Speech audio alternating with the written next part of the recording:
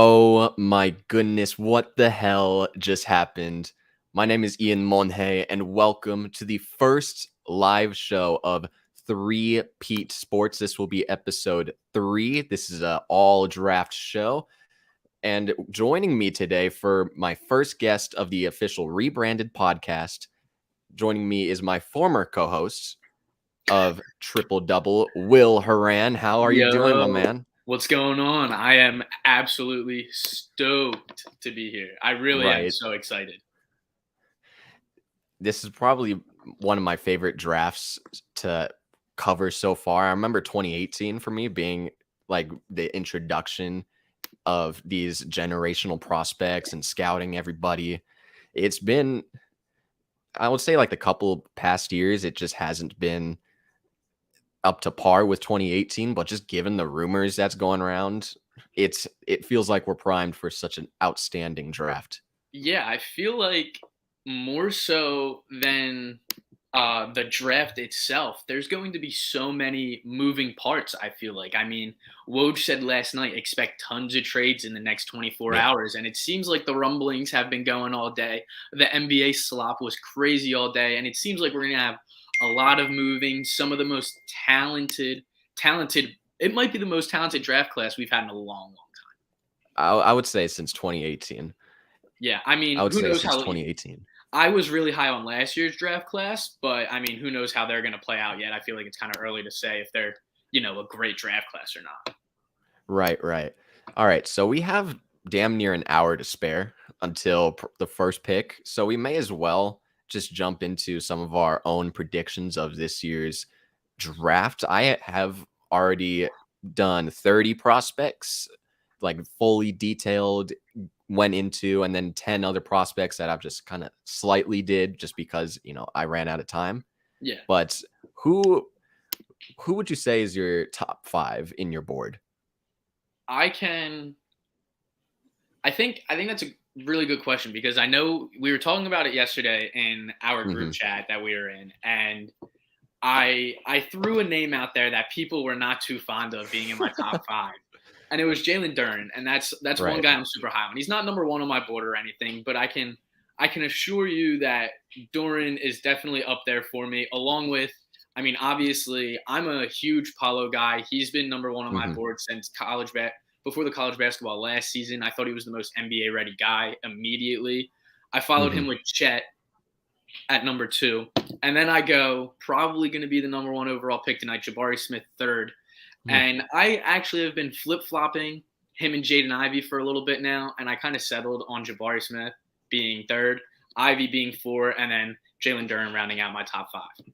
Now, the Duren part is so interesting. That's probably been the most controversial take, at least in our group chat. Yeah, I definitely. wanted, I want you to talk about how you've come to that conclusion. I know that you have some sort of bias towards him, and you can openly admit that.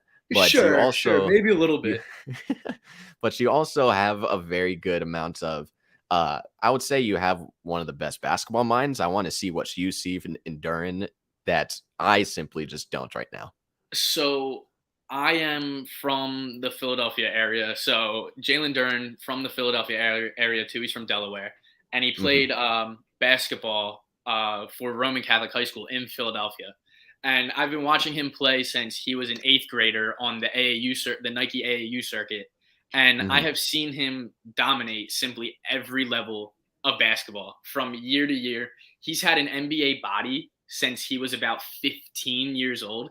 He's been dominating former draft picks and former top recruits. He's played alongside guys like Lynn Greer and Seth Lundy, who are college basketball players right now.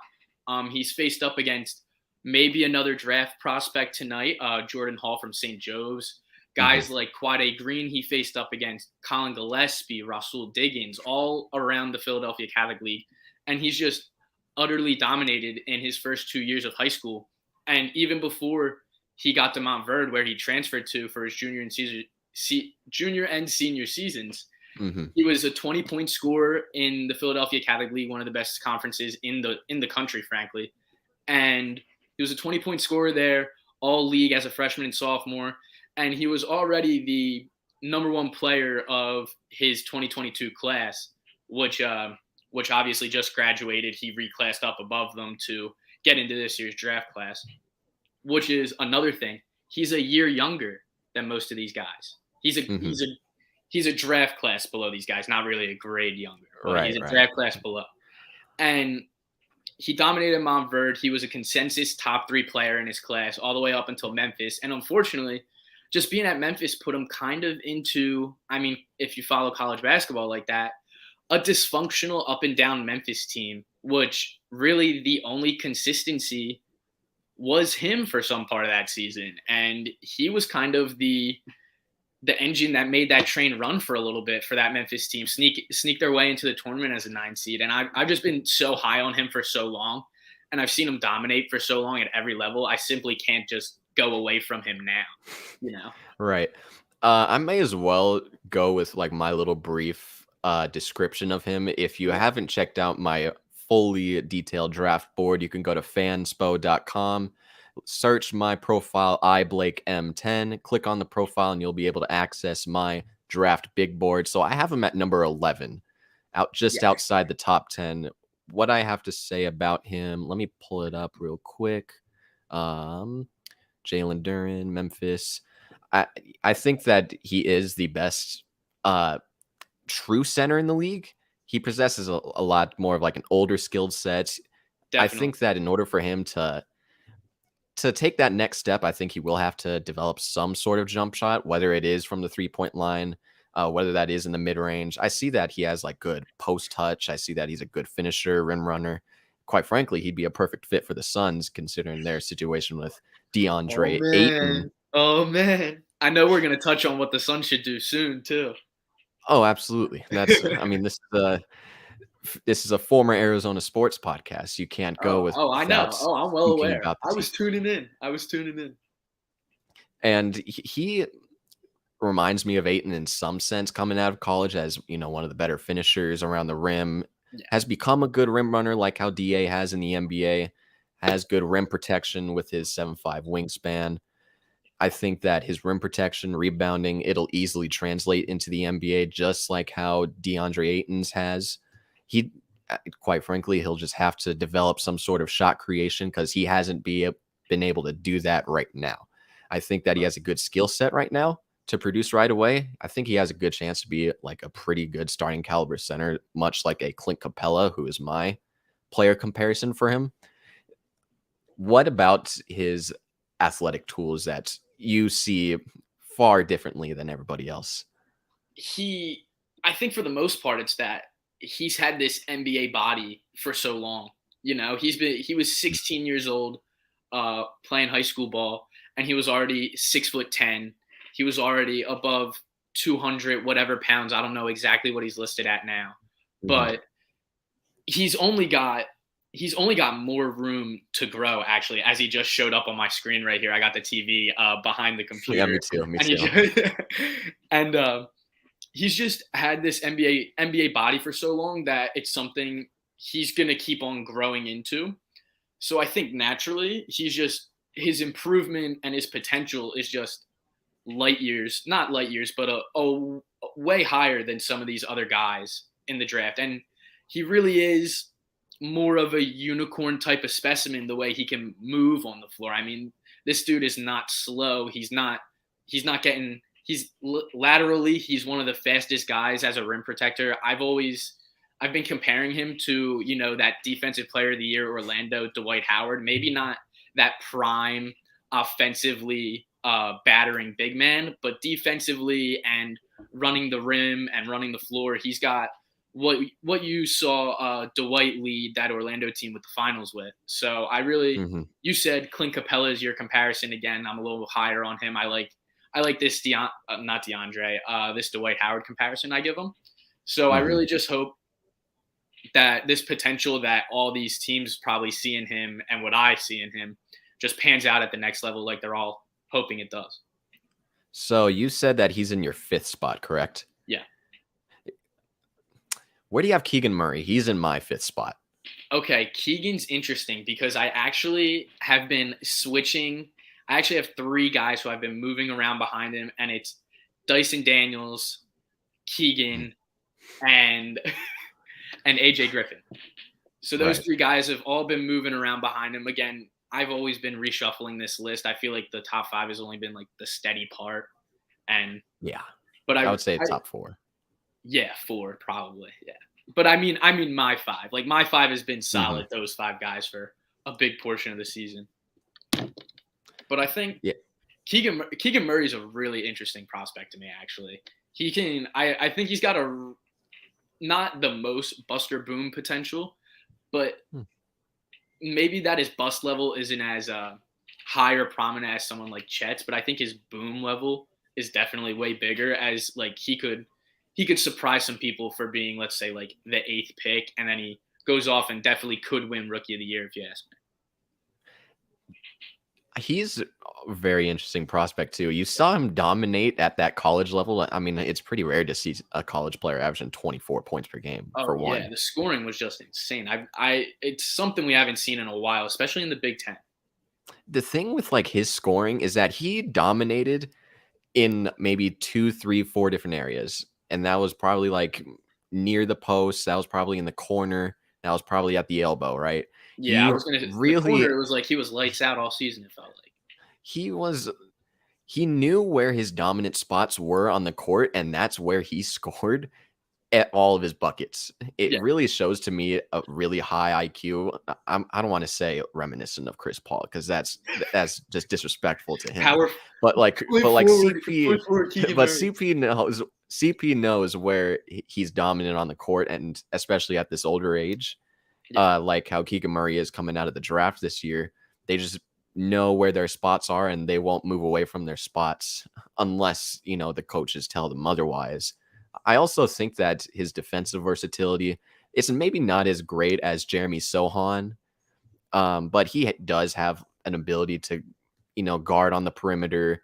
He's also a good shot alterer. I just think at worst he's just a glue guy on any team that he goes to, and he'll at worst be, it's like a 6 man of the year candidate if nothing works out. But if he booms, I think he'll be right. really, really good. I think you look at Keegan Murray mostly, and not in a play style any type of way. But if I was going to compare him to like a career path type of guy, Malcolm Hmm. Brogdon really rings a bell for me. A guy who won Rookie of the Year and now has just been this consistent piece for Indiana, even though they may not be that solid, but he's been Hmm. consistently a rotation guy, starter, just finding his place in the league as this just like perfect role player who seems like he'll play on any team and contribute immediately. So I really think like Keegan Murray could surprise a lot of people his rookie year, and then just kind of pan out as like this perfect glue guy, like you said.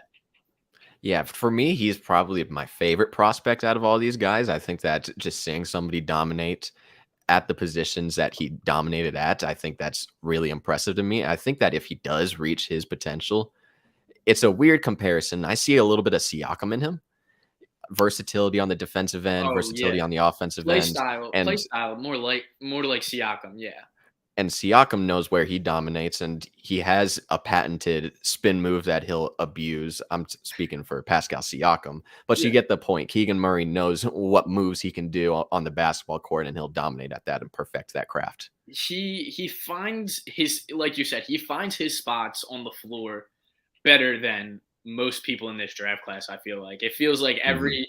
every possession it seemed like he would have his way with whoever was in front of him, whether it was a big center guarding him or a stretch forward, any type of guy. He was always finding his way into the corner of the elbow, like you were saying. It felt like Hmm. So for you, you said that your top five was pretty much solidified, and that just hasn't changed. For the me, players have been the same, but the order has moved. Yeah, my top four moved around just slightly. So my top four is Jabari at one. I believe it's Paulo at two, Ivy at three, Shed at four. At five, it was originally the draft's mystery man, Paulo Boncaro, Shaden Sharp, the Kentucky guard. definitely the I, mystery man for sure. what do you see in him that I don't know if I'm willing to select him in the top five now, especially, just, I mean, his Kentucky playing days were non existent, but just it's so hard to rank him at this point in time. Where do you see him? Yeah, it's like I mean, the film you kind of have to watch for Shaden Sharp as a prospect kind of feels like from his senior year of high school. Hmm. We didn't really get anything from him in college. Like you said, it's like his Kentucky time was just non-existent, and yet he still finds himself as a top 10 guy in this draft class. And I was actually reading something today that was funny to me.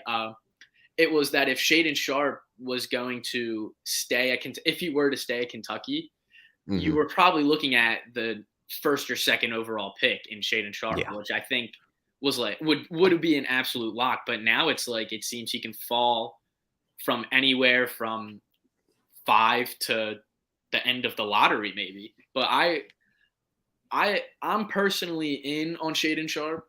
I like what he Hmm. brings as a guard. He's high flying, athletic, can shoot the ball. He's kind of got it all. Yeah. So, but Tell me again, you're look. athleticism out of this guy, man. He What is. was that? Tell me athleticism out of this guy. I mean, I don't know if that 49-inch vertical stuff is true, but man, if that is, that's Could you imagine? like that's that itself is worthy of top 5. Oh yeah, yeah. If just pure athleticism alone, he might be the most athletic guy in the draft. It feels like. I mean, if that Mhm. I mean, let's take away a few inches from 49 and just say, let's say it's 45, right? That Mhm. vertical is still insane. I mean, again, it's like most of the film you watch on him is like from his senior year of high school, and I guess it's easier to dominate at the high school level when you're that good. But I like Mhm. him overall. I mean, I see a world where he kind of. I think OKC is really after him. I'm really in on him on OKC moving up for him. So Mhm. I know I'm gonna have a couple of people who are happy to hear that. So Well, we may as well get into some predictions. Let's start off with the top 5. Do you just want to like give our own mock draft predictions, or do you want to just go flip flop back and forth? I can flip flop with you. I'm cool with it. I'll let you have first pick then. Oh, so am I picking first? You're picking second? Is that or are Right, we right. sharing our? Um, I'll let it be up to you. What do you want to do? Let's share. Let's share both of ours. Let's share both of ours. All But right. first overall pick. If I am as the Orlando Magic, I think they are going to pick Jabari Smith. Hmm. And an interesting part about it, I have my phone next to me, so I'm peeking over the Twitter. Yeah, I have Uh, I have Twitter up on the other half of my screen right now on my laptop. so Adrian Wojnarowski, start quote: "The Magic have kept their final decision tight, but Boncaro has emerged as a significant possibility to be drafted number Oh one my God, overall." here it is. Oh wow, That's I wow. wouldn't blame them if they took Boncaro. I I love told you I think he's Boncaro. the most NBA ready guy. I thought he's been the most NBA ready guy all year. I wouldn't blame him either. And I guess we could move away just for a quick second to talk about Boncaro and that possibility of him going number one. Yeah, Where do you see his peak? If he is able to reach his peak, I see him as it may be a stretch. Carmelo Anthony. that is the exact name I was going to put out there. I think I like he's the most NBA ready guy in this class. He showed it this season, and his Hmm. ability to create his own shot is just off the charts. The way he's able, I think the most underrated part of the game is his passing ability and his vision, especially when he finds himself in tight situations and double teams like he did for most of the season at Duke. I think he's a Hmm. big reason as to why AJ Griffin is a top 10 pick now. So, Hmm. but if wow, I mean, if this switches up last minute, I mean, we were talking about it today. The NBA is so hush hush compared to the NFL that like this is really something if Paulo sneaks in number one. I mean, Vegas knows. Vegas knows. It's weird to me about Orlando's position. I think every team that gets the number one pick, they'll have pressure. Absolutely. Orlando, I don't think they have a cornerstone.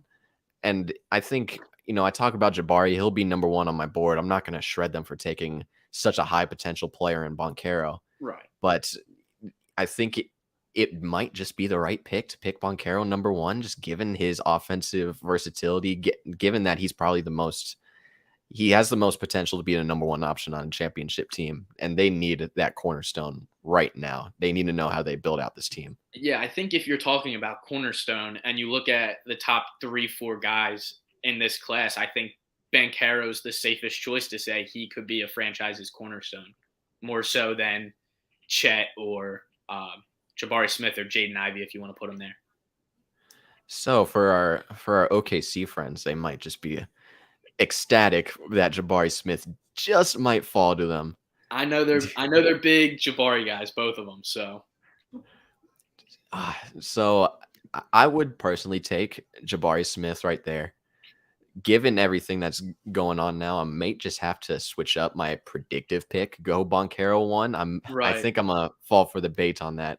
And it looks like we have a couple more guests joining. A couple of my at-home friends, Carson Evelyn, Stuart Here we Boschma. go. How We are made y'all it. What Here doing? is we up? go. I'm great. How are you? I am doing awesome. This has been a great 20 minutes so far. It feels like this has been going on forever, though. I just want the draft to start. I need the festivities to start right now. Of course. It's So, about time. Stuart, Carson, introduce yourselves. You guys, I don't know if you guys have had any sort of presence on, the sports world or not. Like, go ahead, introduce yourselves. I'm Carson. I'm like one of the bigger Bucks fans, and 24th pick. I'm ready to trade up. Get off my stream now. Get off my stream, Carson. Yeah. All right. Well, I guess it's Stuart, my yourself. turn. I'm Stuart. I'm a Phoenix fan, along with Ian here. Maybe they'll trade up. I saw some rumors about that too, so we'll see what happens. So right now we were just talking about our predictive mock draft picks. Now that we have seen the Paulo Banchero news of him being a strong possibility at number one, we're all switching up our mock drafts because me and Will over here we were both going to put Jabari Smith as our number one pick in our predictive mock.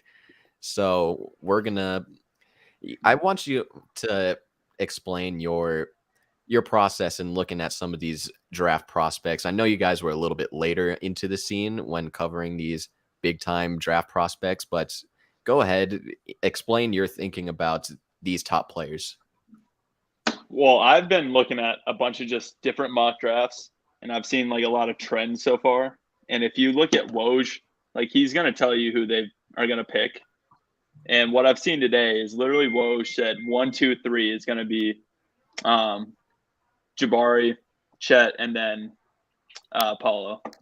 So that's my prediction for now. I think that's set in stone for what's going to come. Yeah, I agree with that. I saw the same thing, and so that's what I was kind of expecting, and I think that's still going to come through. I think this is almost just kind of hype bait, Smoke screen. saying that Paulo Banchero is going to be the first pick overall. Yeah. So we'll see what happens. I don't believe that at all. So with these first 3 picks, I think they are set in stone, but with this 4th pick, we have no idea what's going to be going on with the Sacramento Kings, who are in an interesting. They're at an interesting spot. They made that extremely confusing move at that time to trade away who I thought was their best player in Tyrese Halliburton for Domantas Sabonis, and they seem to have a sense of urgency to try to win now, to try to get winning pieces. I personally put together a big old package for them to trade for Bradley Beal. I don't think that will ever happen in any world that I think Bradley Beal is going to stay there. What do we expect Sacramento to do with that 4th pick? It's tough. I really like Jaden Ivey. I like what he did at Purdue. I like how he's a good rebounder and he's available on all sides of the ball. I love how he plays defense. I'm a sucker for defensive players. And so just seeing Jaden Ivey being willing to do that is really encouraging to see that, and sees that he's willing to put in effort in all sides of the court. Can I interject with a non-draft thing real quick? Because Shams just said Kyrie is expected to find a new team by opting in and requesting a trade, which opens the door, Ian and Stuart, for someone else to make his way to the Valley or the city of brotherly love. So KD. That would be nuts. I'm not gonna lie. I was gonna make another episode after this show and get stuff ready for just off-season predictions. I may as well speak on that really quickly before we go back to the Kings stuff. Bold prediction for this off-season. Kyrie Irving will be a Los Angeles Laker. Kevin Durant will be a Phoenix Sun. I was very pessimistic with that bold prediction. I'm like, do I really think that'll happen? Given the circumstances that have gone on, I feel like this is a perfect situation for Kevin Durant. I feel like this is a perfect situation for Kyrie. I think that this is logical, and I think that it's gonna happen. And I'm gonna manifest this for the next week and a half until Yeah, this speaking into happens. existence. I hope so. That'd be crazy. I How do you What do think you think? What would you think they would trade for KD though? Stuart, you could go first. I mean, I they was got just gonna no ask- draft assets.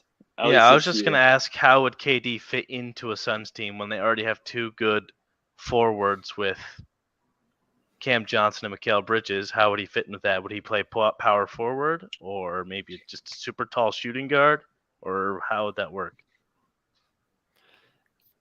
I view him as this power forward still. I think that any package would have to include DeAndre Ayton and Mikal Bridges. I think that's non-negotiable for Brooklyn. However, I've seen that Detroit is still trying to pursue DeAndre Ayton in a sign and trade. So if we want to be all fun and crazy, maybe Detroit comes in here, maybe a fourth team comes in here, sends extra assets to the Brooklyn Nets as well. It's going to be really hard to find an. Oh shit! All right, are we back? My camera think so. fucked up. Still, Oh, that was brutal. All right, we good? I think so. Yeah. All right. I think that it's going to be a very complicated trade process, and I think Brooklyn's asking price is going to be high either way. We're just going to have to see the package, but I think that in any package, DeAndre Ayton and Mikal Bridges are non-negotiable, along with draft compensation, because we do have all of our picks going forward. Lucky you guys. That's a good point. Most I of mean, you mine are still in have Brooklyn quite a bit of already, picks. so most of mine are Oh in yeah, and Brooklyn. then you traded that the 2025 pick Who, to the Sixers? OKC. Yeah, to get offload Al Horford. Yeah. So 2025's gone, and 2023 and 2027 are with Brooklyn. Wait, Will, who are you a fan of? The Sixers. Oh, brutal. I got nothing against the Bucks, man. I got nothing against the Bucks. What is that? Yeah, he's a big Giannis. Will is a big Giannis fan. Giannis lover. Okay, so. you got my respect. Yeah, I'm cool. I'm cool with Giannis. I'm cool with Giannis. Good. Yeah. You got my boy Dante DiVincenzo too. I'm a Villanova college fan, so. Not anymore. It's with the Oh, Yeah, Kings. he left. Man. That's right. My bad. Yeah. Yeah, That was fun for a kind of little bit. brutal. I don't know about you guys. I have a gut feeling about the Sacramento pick being Keegan Murray. I just feel like they're overthinking this process a little too much, and that they, Jaden Ivey, it's going to be an awkward fit right there with De'Aaron, even though I see him more as a combo guard. We've seen teams select players who haven't worked out for them. I just think that they've been a not so very smart franchise for 16 years, and they just might F it up and pick Keegan Murray. That's going to be my prediction if they stay put. But Jaden Ivey doesn't want to go to the Kings. That's what I've heard. Yeah. At least his camp. So I don't. I mean, Jaren Jaren Jackson be didn't there. want to go to Memphis during that 2018 draft. He still got drafted there. Yeah. I think it's funny the way this Kings and pick 4 situation is played out, because it seems like every team who has inquired about the 4th pick has intentions of taking Jaden Ivey. So you would think if the Kings were really that smart, they would stay at number 4 and just take Jaden Ivey like everyone else is planning to do, instead of trying to overthink this and outsmart everyone with Keegan Murray or Shaedon Sharpe, when I feel like Jaden Ivey's the consensus like fourth guy behind this top three. It feels like. Mm-hmm. Yeah.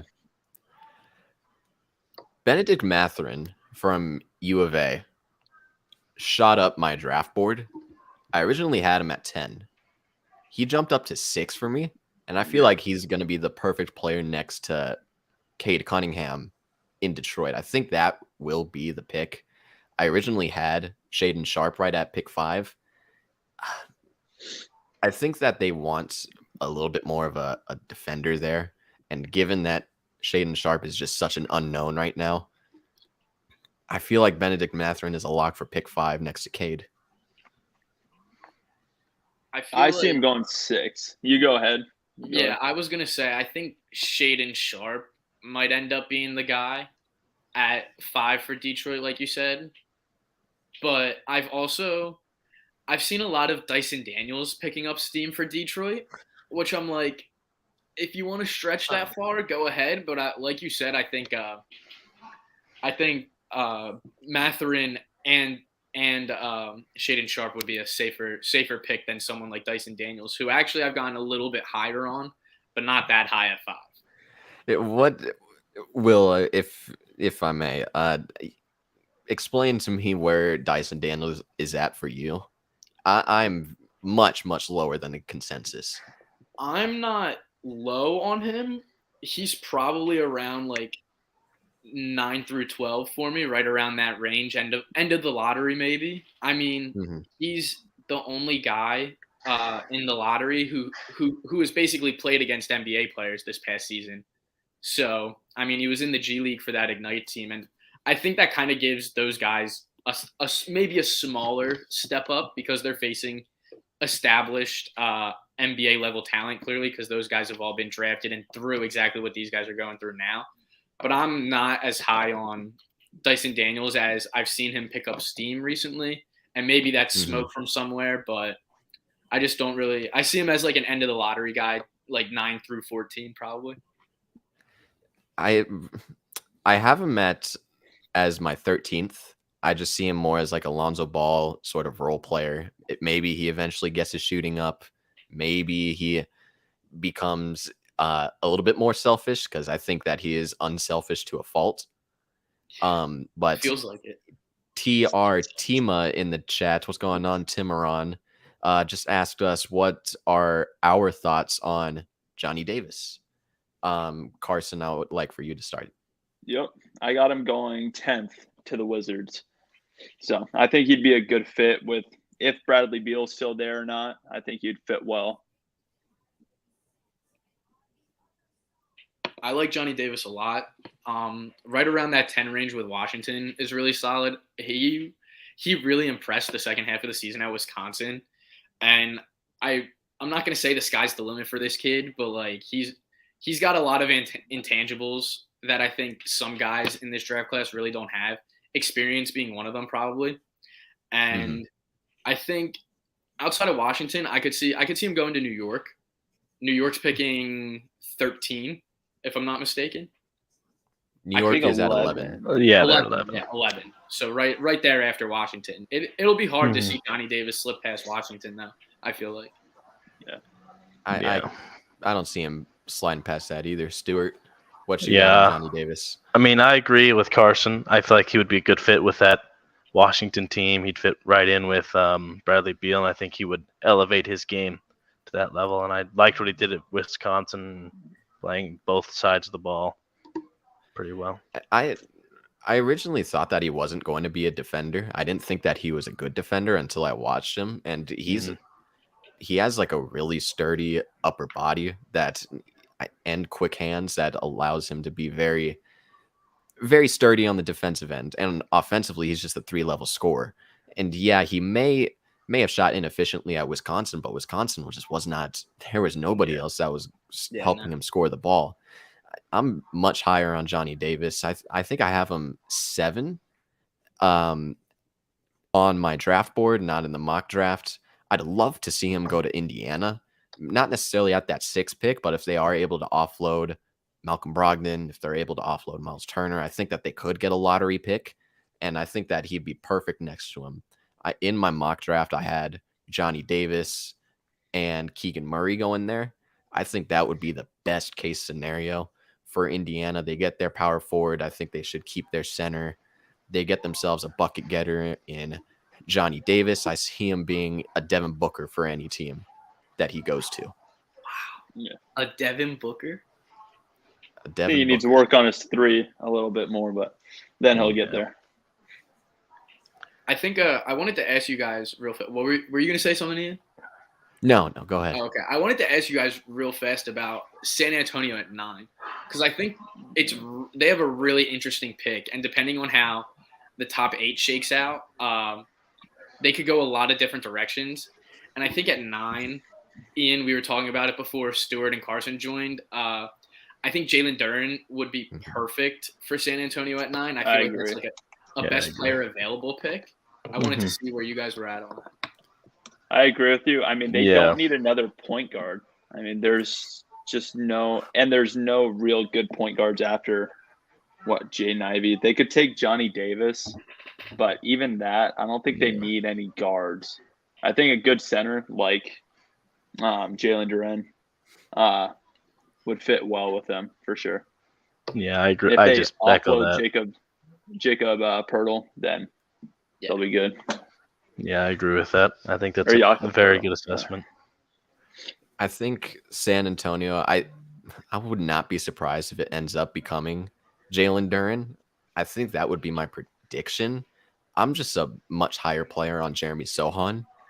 I think of him, I think he's a raw shooter, and he'll have to improve his shooting. I love his defense. I think he's a much quicker defender than like a Keegan Murray. For their sizes, I think Jeremy Sohan is much more athletic and can defend on the perimeter. It's just his jump shots, and I think that right now, I think he'll become a Kyle Kuzma, a Jeremy Grant type of player. I think he's just going to be a perfect glue guy for whichever team he goes to. Not too high of a ceiling, but it has a pretty high floor. And I think that he'd be really nice next to Jakob Pertl if they decide to re-sign him. Maybe they go in a different direction and sign Jalen Duren. I think that would be smart. But I think San Antonio is in a really difficult position. And speaking of San Antonio, there's nothing going on in the news right now. But there was a report that came out yesterday that they were in discussions with Atlanta. Atlanta's interested in DeJounte Murray. They discussed a potential package of John Collins for DeJounte Murray. I don't know about that for either side. I think that was just a really interesting report coming from my end. Where do you guys see these discussions going? I kind of see him going nowhere, partially because I'm not a big believer in John Collins. I don't think he does anything particularly exceptionally well. Like, he's not a very good rebounder. He's a little small. He's not an elite scorer, and the only thing he can really do is rim run, and even then he struggles at that sometimes. But I guess he has high potential, and I guess you could bank on that. And I think if a trade were to go down where it was John Collins and a couple other pieces for DeJounte Murray, I think the Spurs would lose that trade if John Collins is that big piece that they get in return. But I don't know. I just don't see that happening. I just don't see a reason why to make that trade. You got a young stud in DeJounte Murray. Why would you trade him away? It just wouldn't make any sense. I think obviously from the Hawks' perspective, you're smiling ear to ear. If that happens, I think Trae Young and DeJounte Murray probably becomes a top 2 backcourt in the Eastern Conference. Be nuts. And why are you looking like that? No, I'm just thinking of all the backcourts right now. I mean, I'll throw Tyrese Maxey and James Harden out there. Obviously, they got beaten by Max Strus and Gabe Vincent, if you want to put them in there. But I think Harden and Maxey are obviously up there too. But I think DeJounte Murray and Trae Young could shoot them way up from Trae Young and Kevin Huerter, right? Right. Yeah.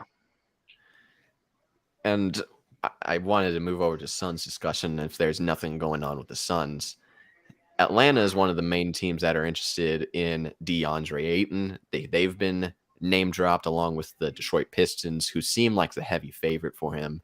along with Indiana and Toronto.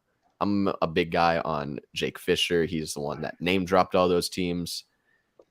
If I'm Phoenix, I have a high asking price, not only because I think that he's going to dominate on whichever team that he goes to.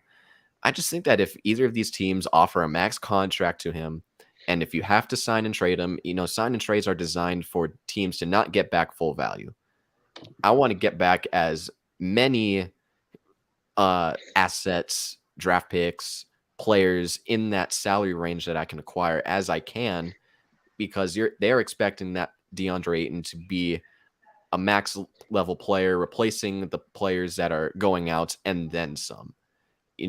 Let's go to Indiana. If they decide to make a trade, the logical package would be Miles Turner and pick 6, which is not necessarily moving the needle for me. I think that's a pretty good package if you ask me. But I would also ask for Chris Duarte. That's kind of where my asking range is. Where do we see this DeAndre Ayton situation going from here?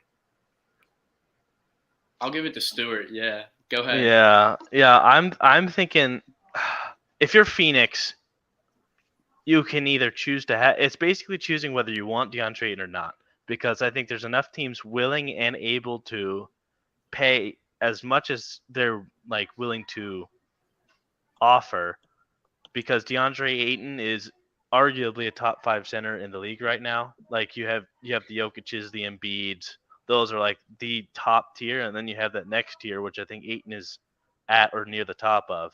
And I think because of that, he's going to demand a huge asking price in a trade.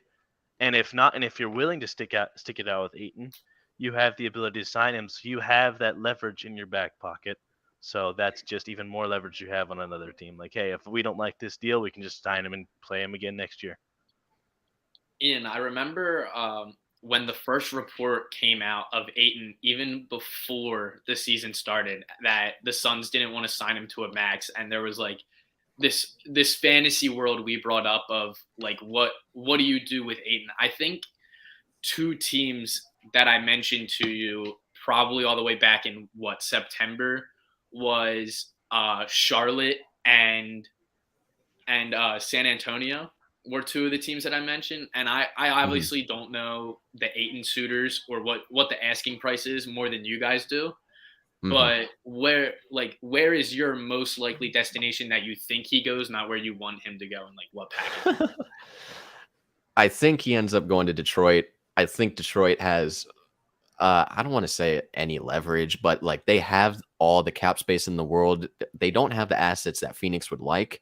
I feel like DeAndre Ayton could do a lot to get negotiations, get that through quickly.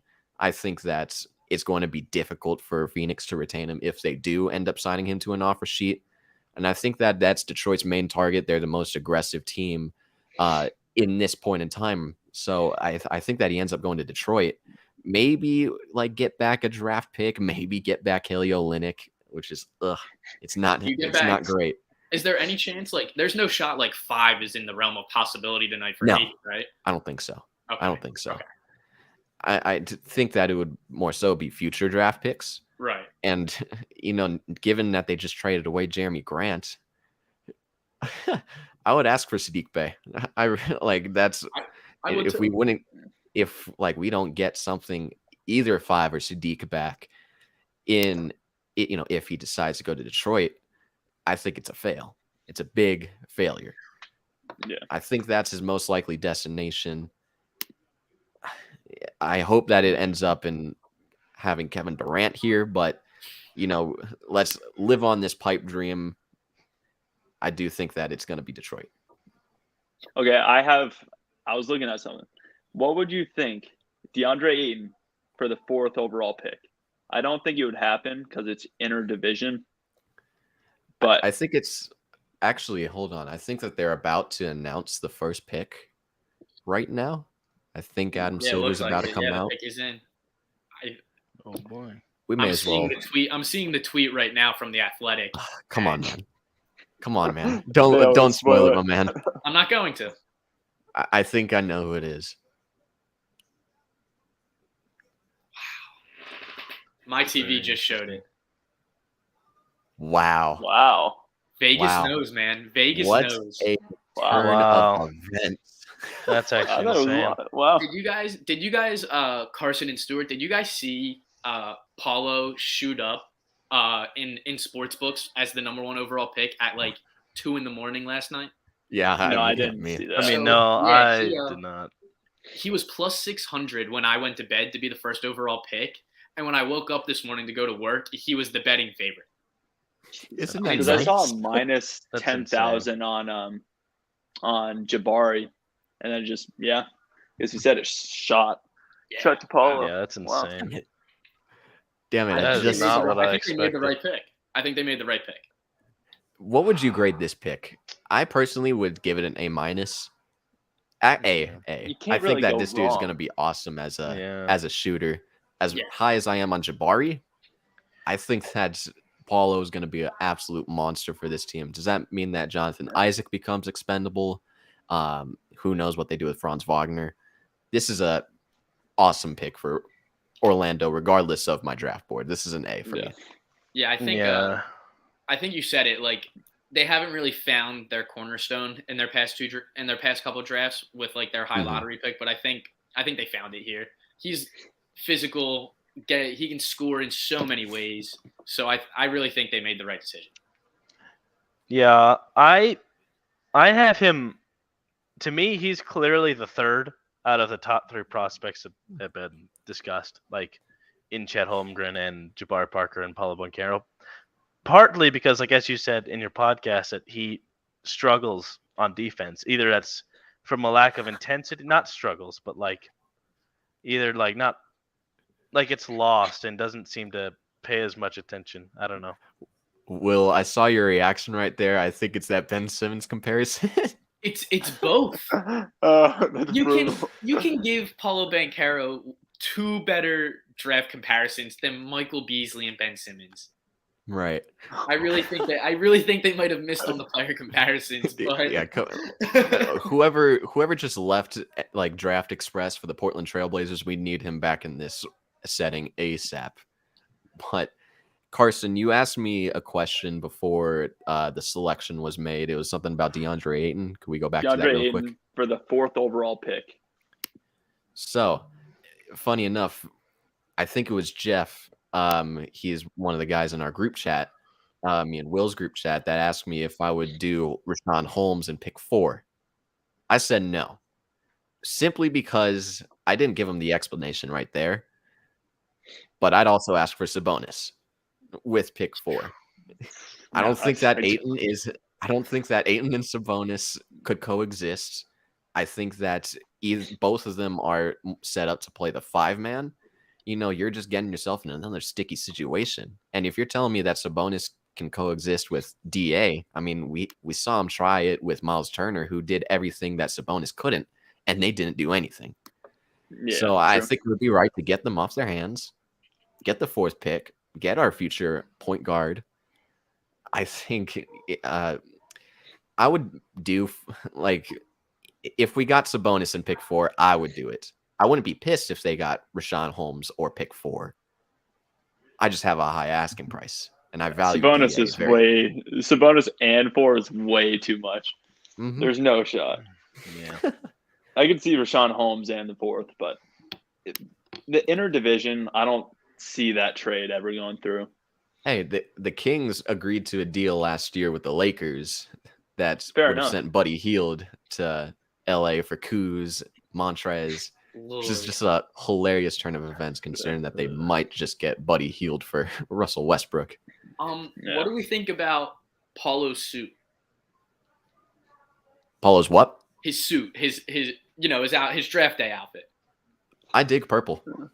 Okay, someone I saw on Twitter said he looked like the Riddler from the Batman villain, which I thought was hilarious. He was dressing like the Riddler. I mean, to each their own, I guess, but that suit was something else. I can't tell what's like on it. What are those silver They're things on little it? gems, I think. Are those like Gems, little diamonds. diamonds? There's no way they're diamonds, but There's no way. some kind of gem. Yeah, they're Somehow. like some type of gem. I couldn't tell like what shape it was or anything. Yeah. Well, the second pick is in for the OKC Thunder. You would I unfortunately already saw it, so I'm like, damn. But go ahead and make your predictions. Well, I haven't saw it yet. I'm thinking it's Chet Holmgren. I think they're going to stick to the plan and I stay. think so too. I think they stick with Chet. He's been their guy for so long because it seemed like Jabari was this lock to go number 1 to Orlando for a little bit. Right. And I thought really good smoke by Orlando, honestly. Yeah, that was insane. But because now who knows what Houston thought of Jabari Smith this whole time? Right. Yeah. And did you guys just get the pick on your screen? Yeah. That's it up for me. Not yet. Mine's a little slow, I guess. No, I don't know how to view this pick. It is. I think that do you guys view him as a center or a power forward? Center. He's center. I think he's too tall to be a power forward. I think he just get ran by smaller people that play power forward in the NBA. I feel like you can get away with it easier in college, but like if he's trying to play power forward in the NBA, I feel like he's going to struggle speed wise. And I feel like in center, I feel like he's going to struggle defensively with bigger, stronger centers like Embiid, like a Jokic, like a DeAndre Ayton. I think it's going to make one of his better attributes in college almost a liability in the NBA. Almost. But I think he'll still be a good, okay defender.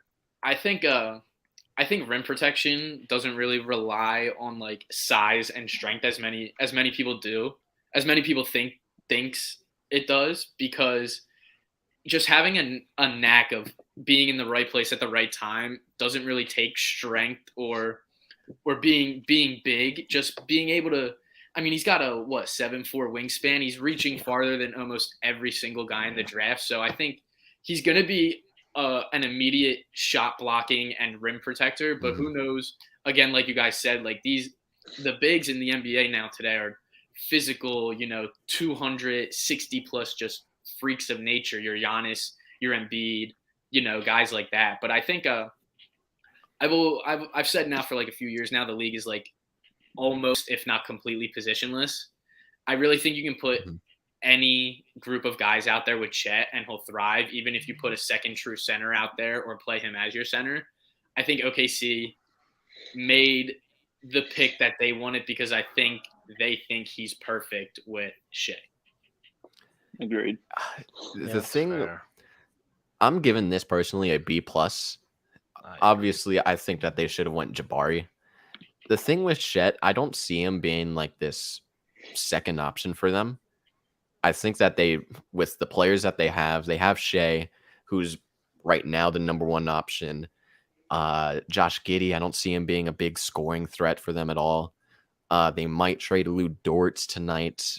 I feel like they just needed another second scorer. And Chet is a perfect fit if the Magic took Jabari to me. I just think that Jabari is the better player than Chet right now. I think that OKC is going to develop him. They've had a great development program for dating back to the mid-2000s. I just think that I'm much higher on Jabari and his potential and his immediate impact. But I think that Chet in the end will be correct for OKC. I think I look at it the same way you do.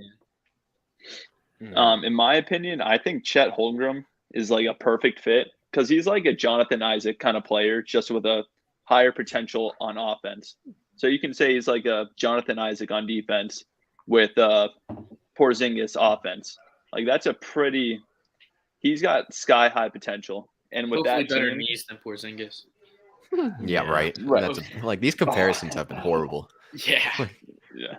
Just hope, come on, I hope he stays healthy for his size. Hey, to these millions of viewers, go to the 2022 NBA Draft Show by Three-Peat Sports. What do you guys think about, like, I know everyone's concerns with Chet was like, there's no meat on those bones at all. Like, does that concern any of you guys, like, to a far extent? Because it doesn't bother me. No, not to a far extent. No. I think that yes, his speed is worrisome, but I think he makes up for it with long strides that, he's such a big man and he just covers up a lot of ground. Yeah, I think that he's exactly. going to be fine. He won't be fine on the perimeter much, but I think that he's still going to be a freak of nature on both ends of the floor. Yeah.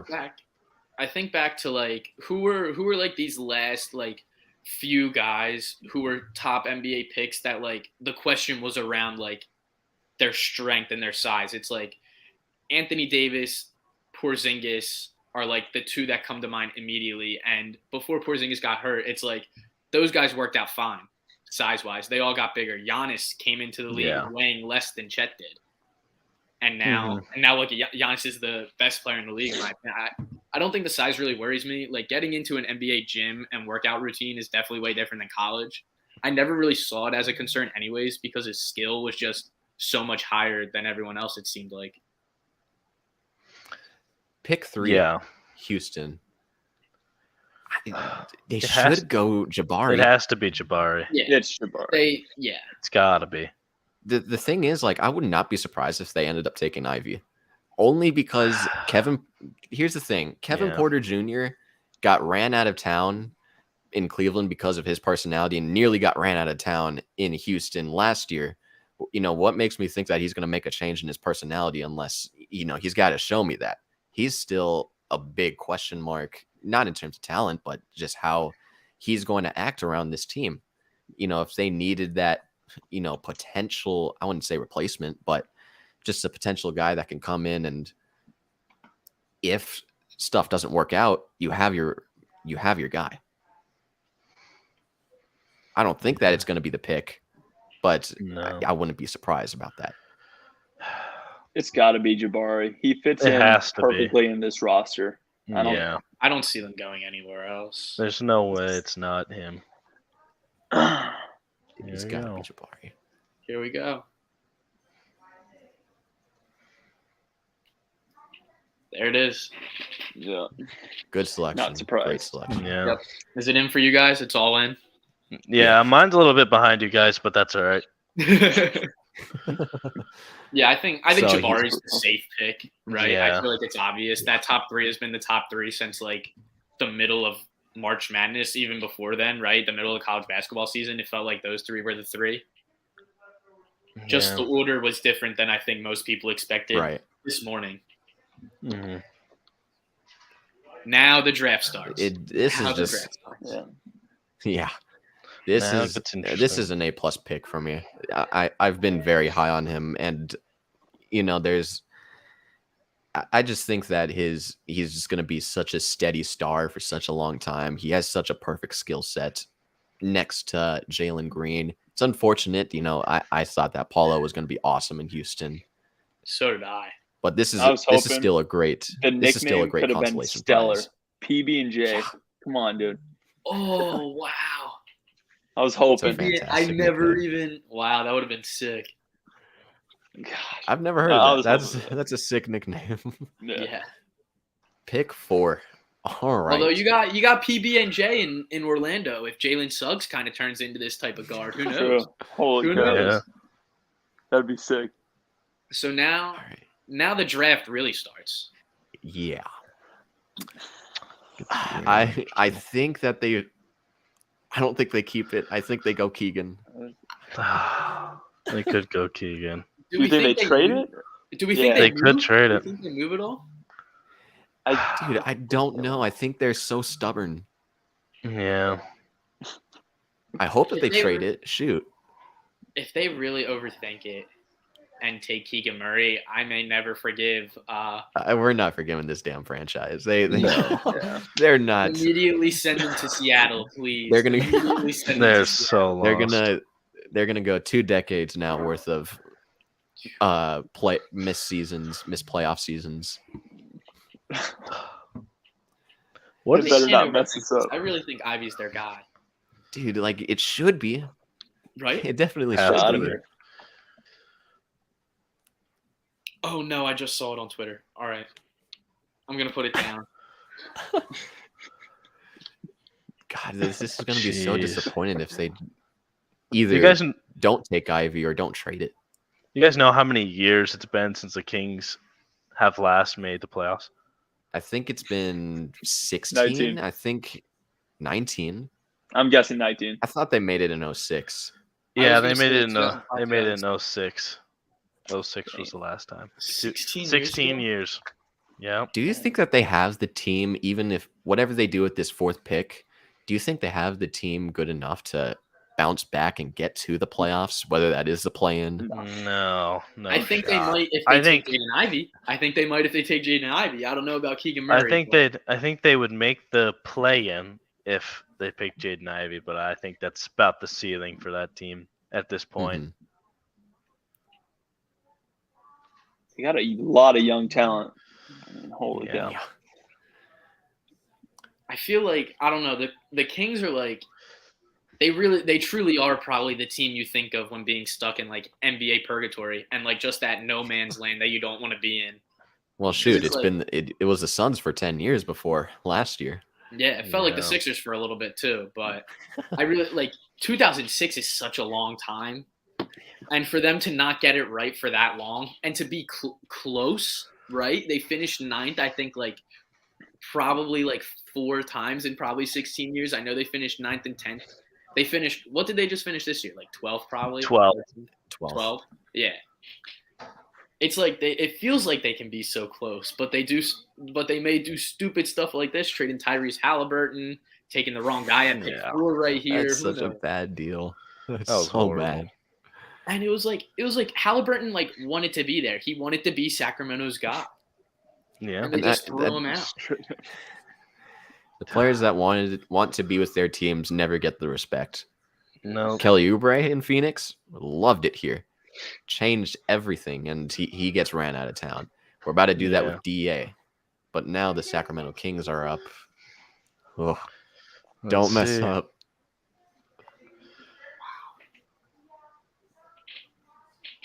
Man, oh man.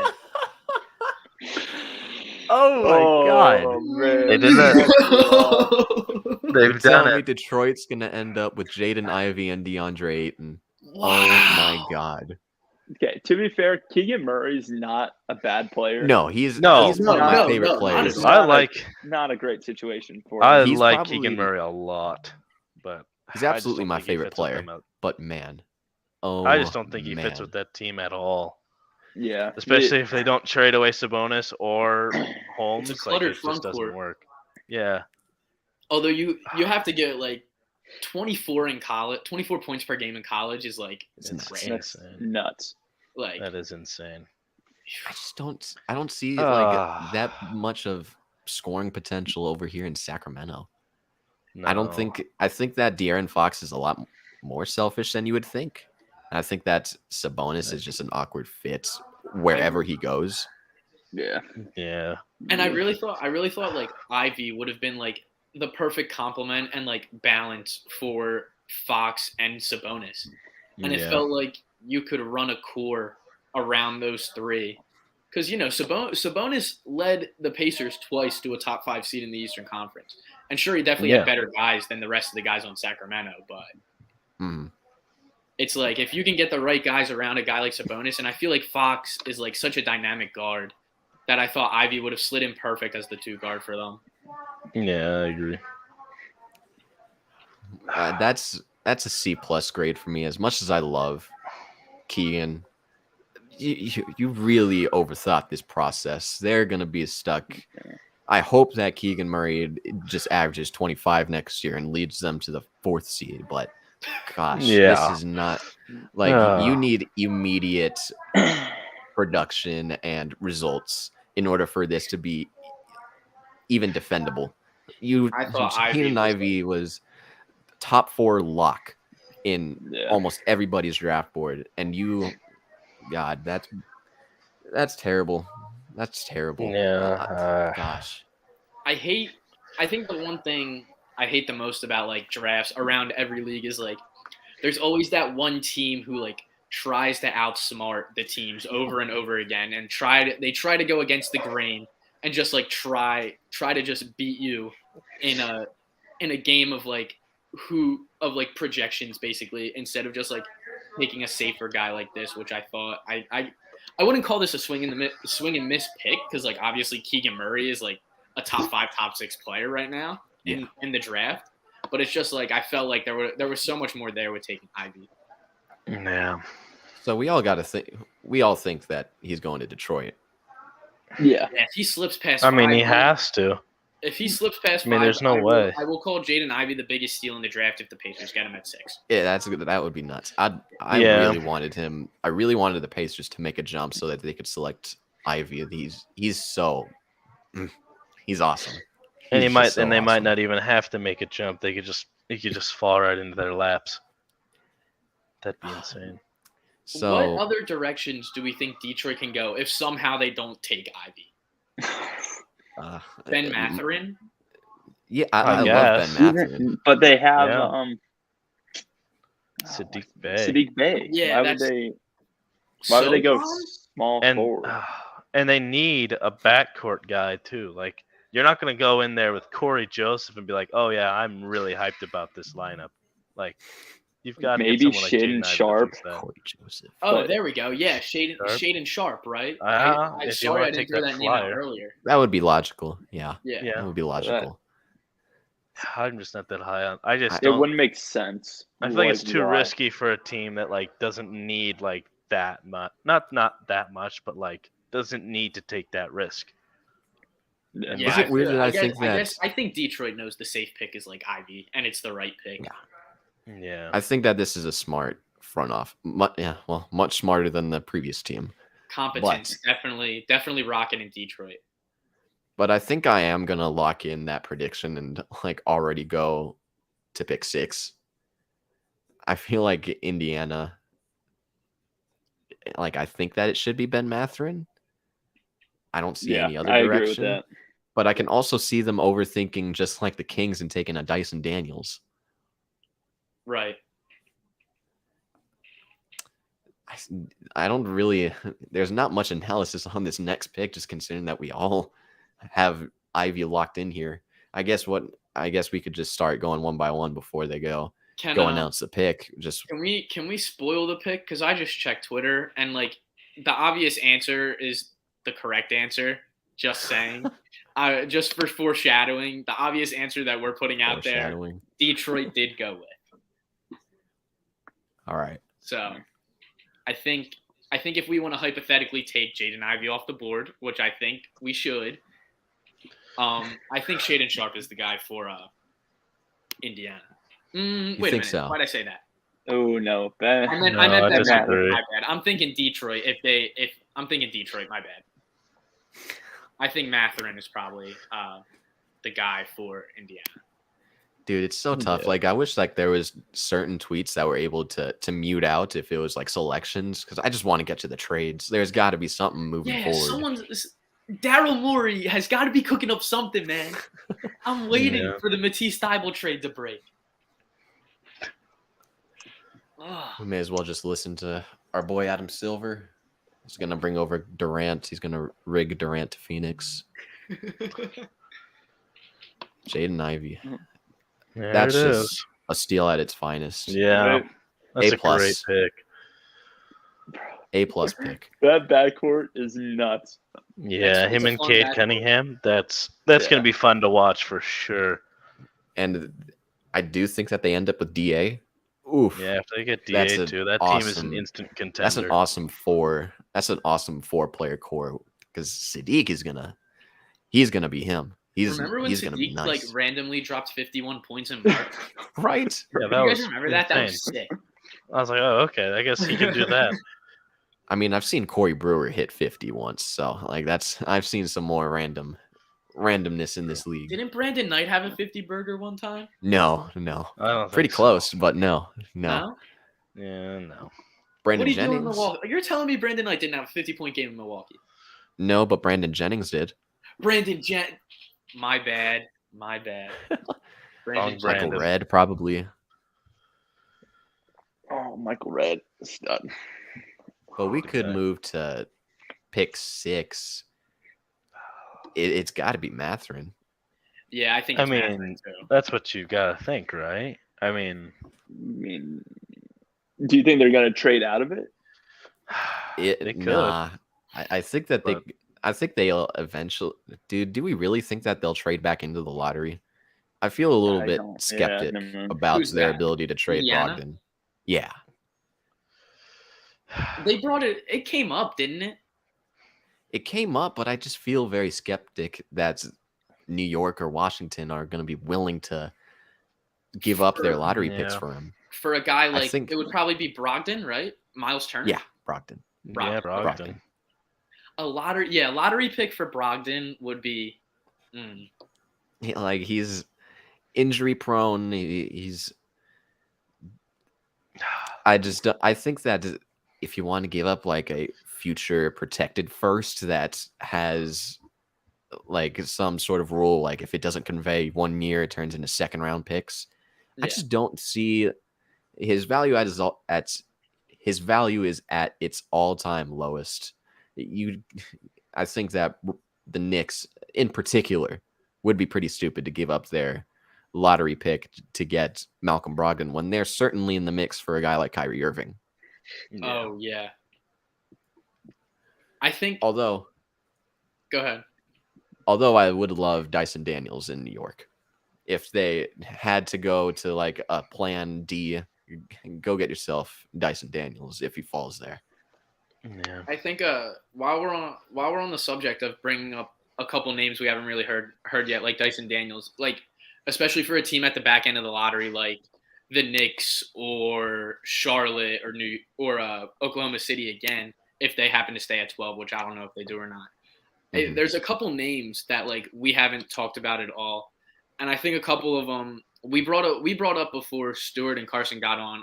Sohan came up real fast, Jeremy Sohan, and I think Ty Washington is a really interesting prospect for a team like the Knicks and Charlotte to pair a guard with someone like if the Knicks were to get Kyrie, pair Ty with him, and for Charlotte to pair Ty with a guy like LaMelo Ball. Obviously, I've Mhm. personally been really high on Ty Washington for most of the season.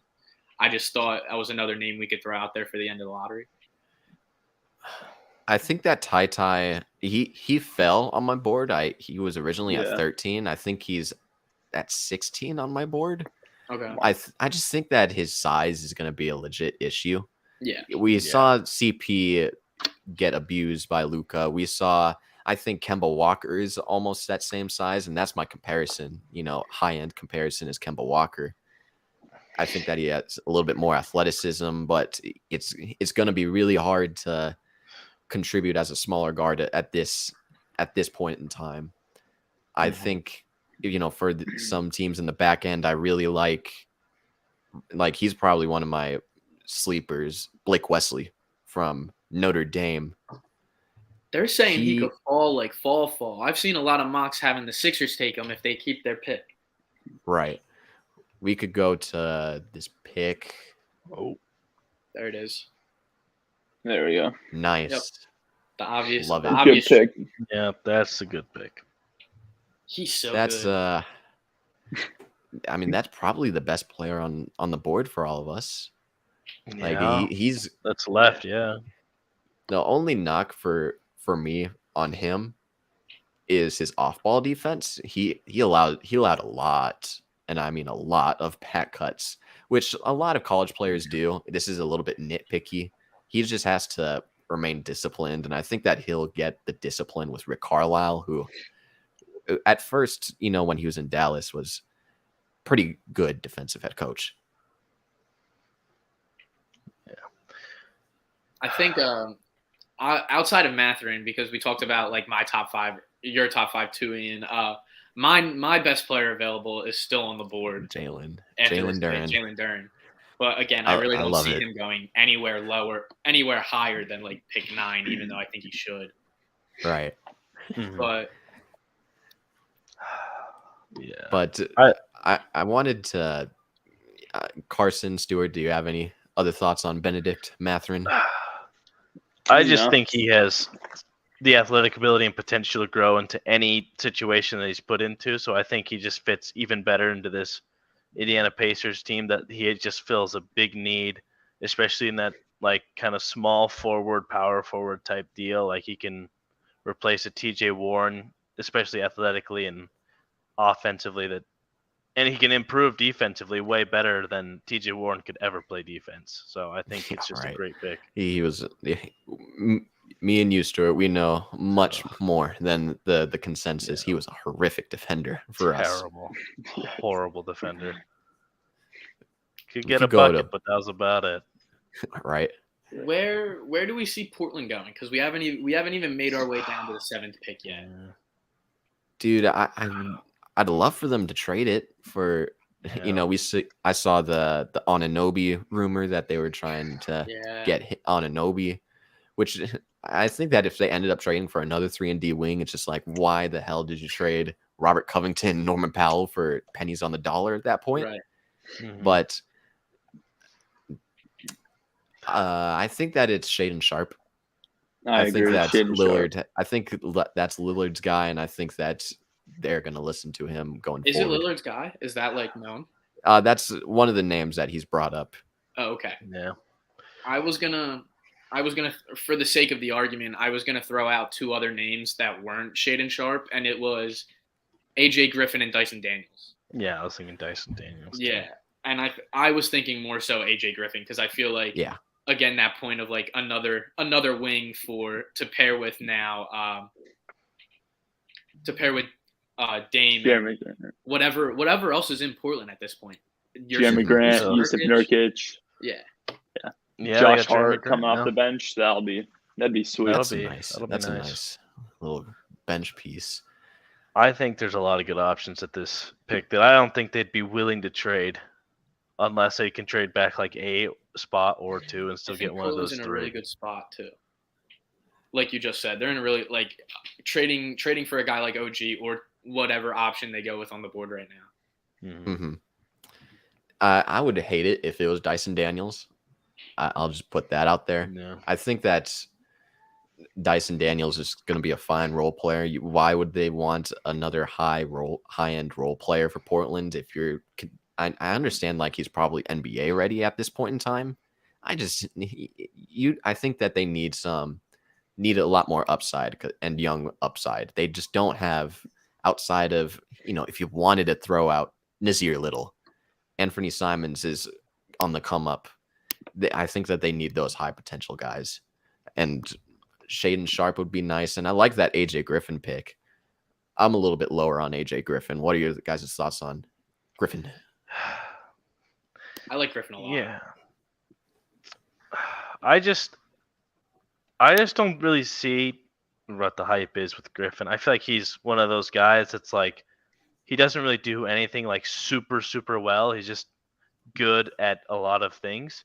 And I think in some ways he's like a poor man's DeAndre Ayton in that he can get you buckets and get a good rebound every once in a while, but he's not going to excel at one thing or the other. Yeah, I would rather have Shaedon Sharp and his shooting ability rather than an AJ Griffin, who, like you said, I don't think he's that great. Like, I think he's just kind of average in all that he does. Maybe like a good defender, maybe, but that's what I see him as. I said earlier, I think Paulo is a big reason as to why AJ Griffin might be a top 10 pick this year or a lottery pick. But I think that's not really a knock on Griffin and his talent. I think it's more so obviously a compliment of Banchero, but I think it's that if AJ Griffin can find himself in like a really good situation, and around like the right people to play with, you're looking at a guy who can definitely become one of the top guys from this draft class. I don't know if it would be in Portland because I feel like most young guys' careers are going to rot away in Portland at this point, kind of similar to a place like Sacramento. But I think AJ Griffin definitely has the potential in the right situation to be a top, lottery guy, top 10 guy from this draft class when it's said and done. The main knock on Griffin, he's got this wide set jump shot to the side, and it's just a really slow jumper. I think he's just got to be quicker at the NBA level, as we got Adam Silver up here. It's got to be Shaedon. Probably. Nice. Yeah. There it is. There's a lot of upside with this pick. Yes. but also a bottom floor. I feel like he could be so disappointing. But I don't know. Good I don't pick. know. How good is their development staff? Really, Will, what do you think of this pick? I mean, I think they're really looking at. I mean, I wouldn't say post Dame, but it's like Dame's successor in a way. You're kind of relying on Shaden to be maybe not second fiddle to a Dame, but like being this option on a team that's gonna sit probably. I mean, now that you add a guy like Shaden Sharp, I mean you're definitely looking at a play-in team or better in my opinion now, possibly. But I think you're really looking forward to having basically probably one of the best point guard mentors in the NBA, obviously, in Damian Lillard, and just trying to. The potential is obviously there, so it's like you're banking on that potential. I missed this question from Will, our guy, Tomps. He asked, who is the guy that ends up being very good that we aren't talking about right now? I personally said Blake Wesley. I'm a lot higher on him and his scoring ability. I want to pull up my little draft board. I compare him to like a Norman Powell, Tyler Hero sort of thing. He was a bit inefficient from the 3-point line and the free throw line. I think, well, his 3-point shooting improved late in the season. And I think that with NBA level training, he's going to improve that shot. I think that he is a really good defender, really consistent defender on the perimeter. I could tell that he likes driving to his left. And I think that's more comfortable for him. He could just go 2 dribbles left and then pull up right into his jumper. I think that he won't have like an extremely high ceiling. I just think that he's just going to be a very good starter, like a Norman Powell is in due time. I think Wesley's floor is higher than what other people like. Some people's floors can be really low, like bust potential wise, but I really think Wesley can be like just an impactful role player who you kind of can see what you're going to get from him at the next level, who's going to be consistent, maybe not a star or anything like that. But I think Wesley's one of those guys that people aren't talking about enough at that back end of the first round. My pick would probably be Wesley's probably one of my guys, I would say, for that answer. But if you don't want me to say Wesley, I'd probably say Kennedy Chandler. Yes. From Tennessee. That's a great one. I'm really in on Kennedy. I mean, he's one of the youngest guys in the draft. So you're really looking at an 18, 19-year-old who's just so raw with the ball in his hands and can control the floor so well for a team like Kentucky, who scores a ton of points. And he was basically their floor general all season. I think that if he was 6'3", well, he was a great defender. He'd be nice. He was just very inconsistent on offense. That's just where he needs to mature and just become more consistent on the offensive side. Like, he'll be fine defensively. It's just the offense. He's got to step it up. Yeah, and I mean, that comes with being 18, 19 years old. Yeah, that too. Yeah. Like these guys, most of these guys are like younger than us, which is crazy. Yeah.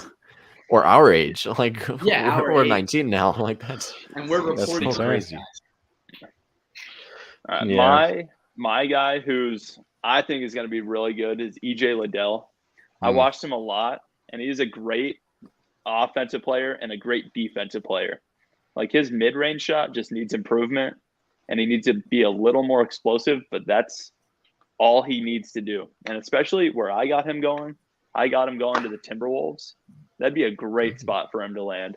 That'd be perfect. That is a good spot. I really like that. Stuart? Yeah. I can't remember if you discussed him yet, but I really like Blake Wesley from Notre Dame. I think his athleticism and his ability, his potential ability is up there with some of these top picks. Not quite like the top 3 or top 4, but I think he has the potential to be one of the great hidden gems later in this first round that we could see. And I think he would fit really well with like a team like Denver, who really needs like a backcourt guy like that. Like, if he went to Denver, I think that'd be a great fit. It looks like we all have that commonality that we all really love Blake Wesley. Yeah. Pick Pick 8 is New Orleans. I'm gonna say that it's Dyson Daniels, just to I like think give so, off a quick too. prediction. Yeah, My that's mine. TV already went through, so I won't predict anyone.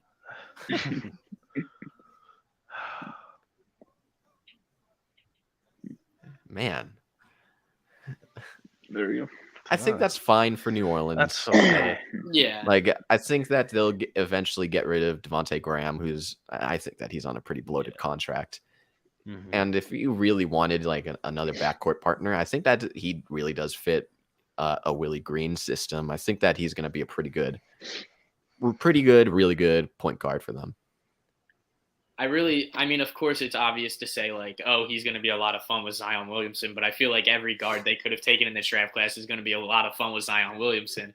But Yeah, that's like just definitely- put Jaden Ivey right there. Like, What was of that? course it's going to be. Oh. Just put Jaden Ivey right there. It's going to be electric either way. Exactly, something like that. But I like the pick overall. I'd give it like a B+, B grade. I like that. B+. Yeah. Yeah. I'd give it I think I'd give it a B, just because I feel like even if they did trade Devontae Graham, I still feel like their backcourt is still super clogged. Like you have CJ McCollum still, you have Jose Alvarado who's playing well. You could put Brandon Ingram at shooting guard, and he can play point guard every once in a while. Like he can take it up the court, but yeah, he can handle I think- the ball. but I think Dyson Daniels does give that better playmaking style of basketball than anyone else on that roster currently. Yeah. Super unselfish. Yeah. Unfortunately, to me, it's to a fault. He needs to score the ball. That's my only issue with him. But I think that his playmaking will translate with New Orleans right away. Something that they don't need scoring at this moment in time. They have all the scores in the world, especially with Zion coming back. Yeah, wow.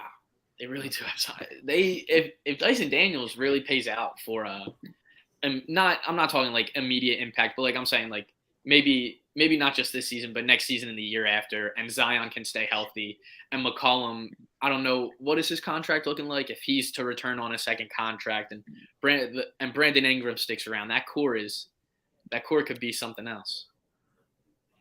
I think that they'll make a pretty good jump in the standings next year. I would say like 5th or 6th seed. Yeah, I think they could avoid Yeah. the play-in. Yeah, I think so. I think so too. San Antonio, this is your prime Jalen Duren spot. Do you think that this ends Yeah. up coming to fruition? I think Yeah. it has to be. I would think Yeah. so. Yeah. I'm gonna be I need different. anything else. If he I'm gonna be falls different. past San Antonio, I really think the next team to take him would be probably maybe not even the Knicks. Probably Charlotte. If I had to, Yeah. if he Yeah, I doesn't go here to San Antonio, I think he falls all the way to a team like Charlotte, and that would be a dream situation for myself because LaMelo Ball and Jalen Duren would immediately be one of my favorite duos in the league. Yeah, that'd be a lot of fun. He would That'd drop be a to lot of fun. 15 if he doesn't go here. He drops to like 15 because 14. Well, Charlotte slotted at 13. Yeah, they're at 13. But they won't need to draft a big man at 13 because 14's the Cavs. So there's no way they're Yeah. gonna pick a big. Yeah, they could So- take a forward. Do you think that Like they? a Soul I think there's a big Sohan. risk of letting him slide to 15. I think that 14 it really is a prime trade up spot for maybe a guy like Malachi That's Branham. true. Yeah, that's what you would have to look out for. Yeah. I'm gonna be different with who's- this pick. I'm gonna say Jeremy Sohan. I really like him right here, and they could That's a good they could very much go after what's his face, DeAndre Ayton, and they have picks 20, 25. They could absolutely make another trade up if they wanted to select like a Mark Williams. Yeah. Yeah, I really think this is probably prime Duren territory though, and I think giving Duren a guy like DeJounte Murray, who's an All-Star last year, is just huge. Especially for the direction of where the Spurs are going. Mm-hmm. Well, I will be right back. I'm gonna go grab my dinner. I think it's a pretty good dinner. There I'm you gonna go go. grab that and bring it back. I'll be right back. Is he coming up here? Carrie, yeah, I'm gonna mute myself, turn off the mic real quick. I'll be right back All right. in just a minute. Perfect. Carry the show for the next minute, guys. All Yeah, right. we'll do our best. I put my backpack on. I think Yeah. Ian brought up Jeremy Sohan real fast, and I think it's a guy we haven't talked about like enough yet, especially if he keeps on. I wouldn't say falling, but I feel like this is probably the first pick where I could see him going. Yeah. And after that, I think he's probably him and Dern are like these top two guys going forward that I think teams are, especially teams who want to trade up, are going to be looking at. A guy like Sohan and a guy like Branham too. Yeah, I think Sohan is especially more interesting because if they do decide to keep Jakob, I think if they take Sohan, that leaves the door open for Jakob to stay on the team. And I feel like if you take Duran, I think it's almost a surefire thing. Jakob's either gone or they try and push him to power forward, which I don't see happening. I just don't think he'd be a good power forward at all. But I think Sohan allows you to almost have the best of both worlds instead of just having to decide between Jakob and Duran. And Duran, yeah. I'm not even Yeah, seeing. Go ahead. Here we go. Never mind. Sorry, guys. I don't see any way that the Spurs take Jeremy Sohan because his offensive game is just pathetic in my eyes. I don't think there's any way especially with Popovich, like he can develop some great defensive talent, and he's already a good defender. So I just don't see the fit there for Jeremy.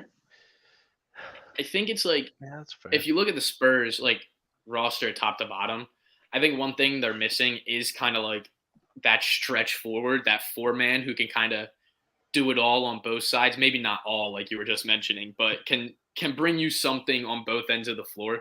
And I think Sohan kind of fits that. And especially if they think they have it right with Jakob Podol, it's like, oh, maybe we don't have to go Duran, and we can see how Podol plays out with a guy like Sohan in the front court. So I think it's going to be one of those two guys. I would rather it be Duran, but yeah, I think I'd rather it be Duran too. But Sohan is very interesting in this situation. That was a good person to bring up. Also, AJ Griffin is still on the board. Yeah, that's a good one. Which is like we're kind of getting to the point where if he keeps falling, you're looking at a chance for him to be like a real steal. And he can be that stretch guy, I think.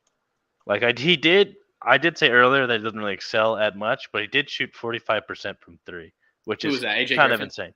AJ Griffin. Yeah. I did forget that he did do that, and so if you are searching for that guy who can stretch the court at that 4 position, he can fill that. He'd definitely be an undersized. He would be undersized. He'd be yes. an undersized power forward for sure. Mm-hmm. Or like he's definitely like a wing forward guy who can shoot the hell out of the ball. So yes, that is a good point. Adam Silver's coming to the stand now. Just in time, boys. Look at Back that. at it. Just realized that Johnny Davis is still on the board. Yes, he is. And we just I'm surprised by that. Yeah, we just brought up Johnny Davis and AJ Griffin. Wow. I got it right, baby. Yeah. Wow, that's crazy. Wow. I think we can lock in Jalen Duran as a Hornet. I mean, that's got to be the case, right? I would think so. I mean, you can also look at the Thunder could. You could also look at Mitchell Robinson if there's a chance they want to move on from him, they don't want to sign him to that contract next offseason, offload him on an expiring deal, and then there's your spot to take Duran, and he goes to the Mecca in New York. But I mean, I think Duran really might end up being a Hornet. I mean, it feels like this was all of your guys' consensus. I had my earbuds in the entire time when I was grabbing my dinner and whatnot. Mm-hmm. Yeah. What do you grade this pick? I mean, it feels like you guys are slightly disappointed. It's not the wrong pick, and it's not a bad pick. It's what I thought it was probably the second option that I probably would have said. Duran and then Sohan would have been the way I went. So I'd give it like a C plus B minus, maybe more of a C, but Sohan can definitely, he's just so versatile on the floor.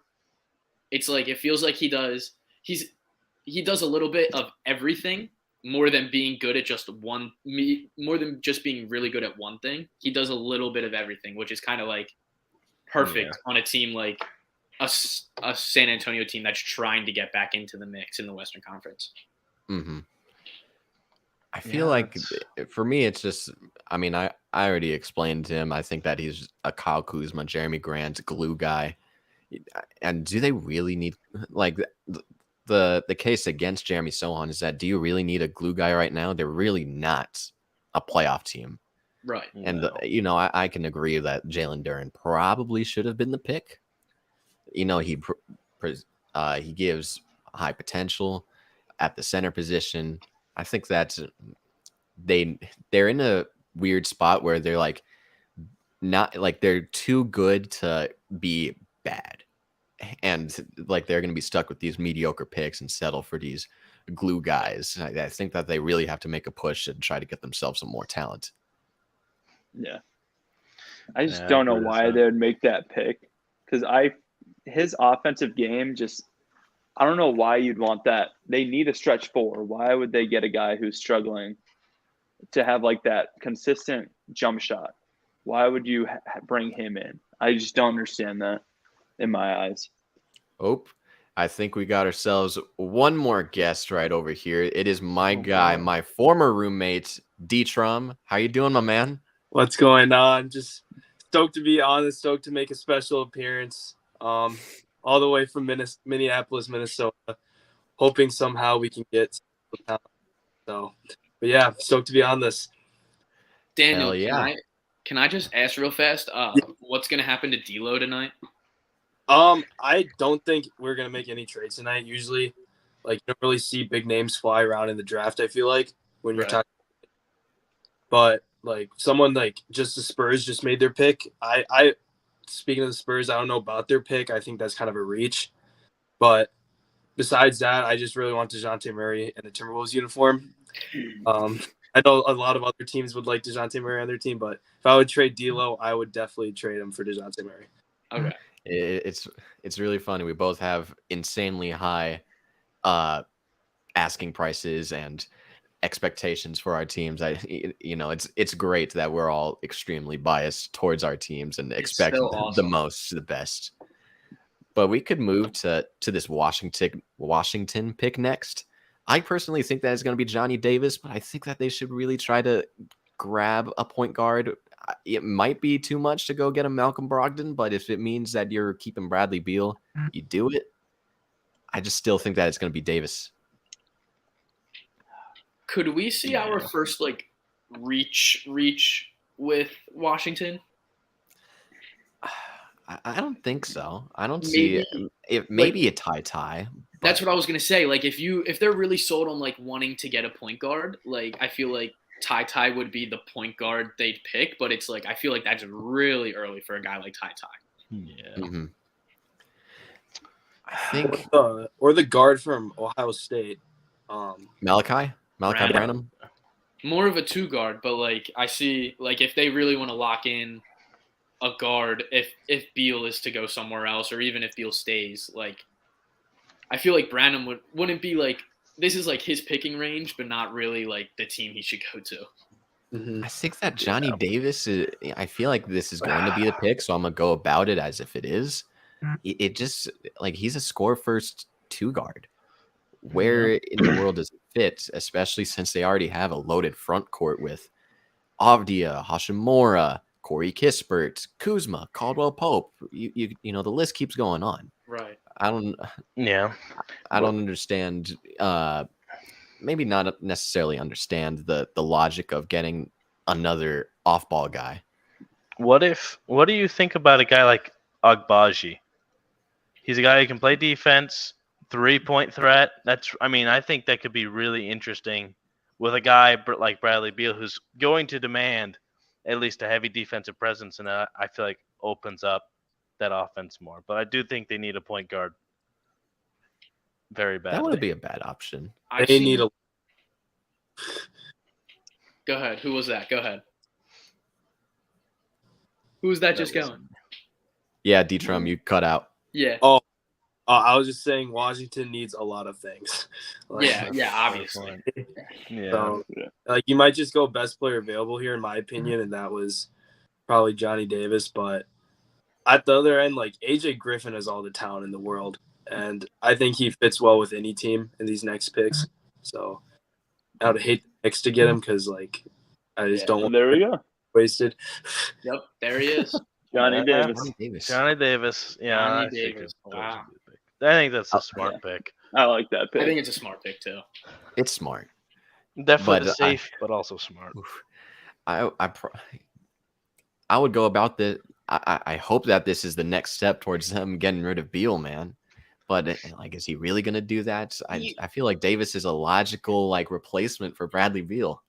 I think so too. But my thing is like how do you get Beal to like not opt in to like a $250 million max now? Right. You know, like You don't he's got pass it on that the up. table. I really don't know how he doesn't take it from Washington, like that max contract. Right. But I'd grade this at an A-. This is the best player on my board available. Yeah. He's going to be electric. I view him as the Bradley Beal replacement eventually, Yeah. but he's going to be really good for a long time. I expect him to be top 7 shooting guard in the league in 4 years. Wow. You think he's going to be an Anthony Edwards in 4 years? No. I think that Anthony Edwards has the athletic upside that's Clarify something. much higher than Johnny. If Johnny Davis is better than Anthony Edwards in 4 years, something went seriously wrong with Anthony Edwards. Right. Or something seriously right for Johnny Davis. Yeah, also that. Also, something might go seriously right for Johnny Davis. Mm-hmm. Is this technically Jalen Durant falling? What was it? Is this technically speaking that Durant is falling, or In my opinion, yes. I think he's been falling for about 4 picks now. because he's very talented and like I said Trum right before Daniel, right before you joined. I said if he doesn't go to San Antonio, I think Charlotte at 13 or 15 is where he goes. And so far, it is holding true. that would be for Charlotte. I think, yeah, LaMelo needs his pick and roll partner. That'd be All right, so we go to New York now. I have the ESPN guys best players available, and it said AJ Griffin. I'd personally go AJ Griffin if I was New York. Just get yourself another wing scorer. I think that they are trying to offload Cam Reddish, which I don't really understand that logic. If you're replacing a wing with a wing that you just acquired, but I think that's best player available. You're going to try to do that 9 times out of 10. Do you guys think they're going to go point guard or best player available? I think I they definitely probably need a guard. I think they go AJ Griffin too. I think they go AJ best Griffin's player a good available. pick. Well, All right. not to Will. Yeah, not he's not him my best player available, but like the consensus best player Right. available pick. The pick's already in. I think they knew who they already wanted. got to go, but Oh shoot! Oh, No, real quick fast, note. you it did, was Trump? very awesome being on this. Yeah, I appreciate you, Timberwolves, Trum. Thanks for coming on, my man. I don't even know this draft enough to know who the Timberwolves is going to pick. So who do you guys think the Wolves are going to get at 19? Ty Washington. EJ Liddell. I was gonna. That would be I'll sick. Go Tari Liddell Eason on the there. Wolves would be sick. I'll go Tari Eason. I like Ty at that spot too. I love Tory. Yeah, especially if we're But- trying to get rid of D'Lo, like Ty would be Yeah. pretty good. Yeah. All right, pleasure, boys. Thank you, you, Daniel. Trum. Stay safe, Peace my man. out. That was Quick. fun. I didn't know he was making a quick stop like that. Well, yeah, I tried to get him on like for a while. I think I think it was Carson and Stewart, and then Will, and then I tried to get Trum on. He said that he had a hefty work schedule, and yeah, dude's again, working like like 12-hour days. yeah. So I don't think that he was on his break necessarily, but I think that he's got other stuff to do. But seems even like he then, just I got really off work. like it's really cool to see him back on. I haven't seen the dude in 2 months. I hate looking at the phone at the worst time. Well, don't spoil it for me. I hope that it's AJ Griffin. I have all think my you guys- notifications You guys turned are off. going to be on the floor for this pick. It'll make you laugh. I think Oh, it's shoot. Oh, I I think think, it could- I have an idea. I think it Ian, possibly it'll really be make you Agbaji. laugh. Ian, it'll really make you Ma- laugh. No, wait, Malachi? There's no way it's EJ Malachi. Liddell. It could be Agbaji too, 3-and-D guy. I don't know. We'll see. NBA draft. But wait a minute. Let me tell you guys this. He's getting traded to Oklahoma What? City. What? He's getting traded What? to OKC. Wow. What? Yup. What did they? Wow. That's actually So insane. yeah, according to Woj, the Thunder will send multiple first-round picks to New York. For this Wow. guy. For All right. Huh. Ian, you For know why I Uzman. said this is funny, right? Yeah, this is hilarious. This is guys, we have two friends who are big OKC fans who have been dreading OKC taking Dang at pick 11 or 12. Oh So- my gosh. Dude, Ah. did they even give up this year's pick, like the 12th pick? Or are they still up? Yeah, I think so. I That's think 11 and stupid. 12 unless they didn't move 12. If they didn't move 12, that's pretty stupid. But here's the thing, like I think like Ousmane Dieng is extremely raw. And Yeah. we talked about OKC's development staff. I think they have the best. I think they're the best team that Ousmane could have went. I think so too. And for New York, do you think that this is another step in the right direction to go grab themselves Kyrie? Yeah, gives them It more said assets. multiple Huh? firsts. I Yeah, think that's this what is they like needed. I think this is the blueprint. I think Mhm. you could say. I would have died if if he stayed in New York. Like that's a hilarious New York pick. Like that, I was hoping to see Booze, but yeah, I didn't see him. So how many did they say how many picks are going to New York, or was it just multiple? It just says multiple. Yeah. Jeez. It says proposed trade to OKC. So it sounds like OKC is keeping 12. They still have it. So this is OKC. So, all right. That's a wrench thrown in here. So Dang 11 to OKC, and now they're still picking at 12 for themselves, Yeah. right? It's still a big time reach for me. He's like in the 20s on my Yeah. board. Like Yeah. he's such a project. You can't. I think it's fine for OKC to get themselves a guy that needs a while because they have all the draft capital in the world. And they have so much here's time. the thing. I'm glad.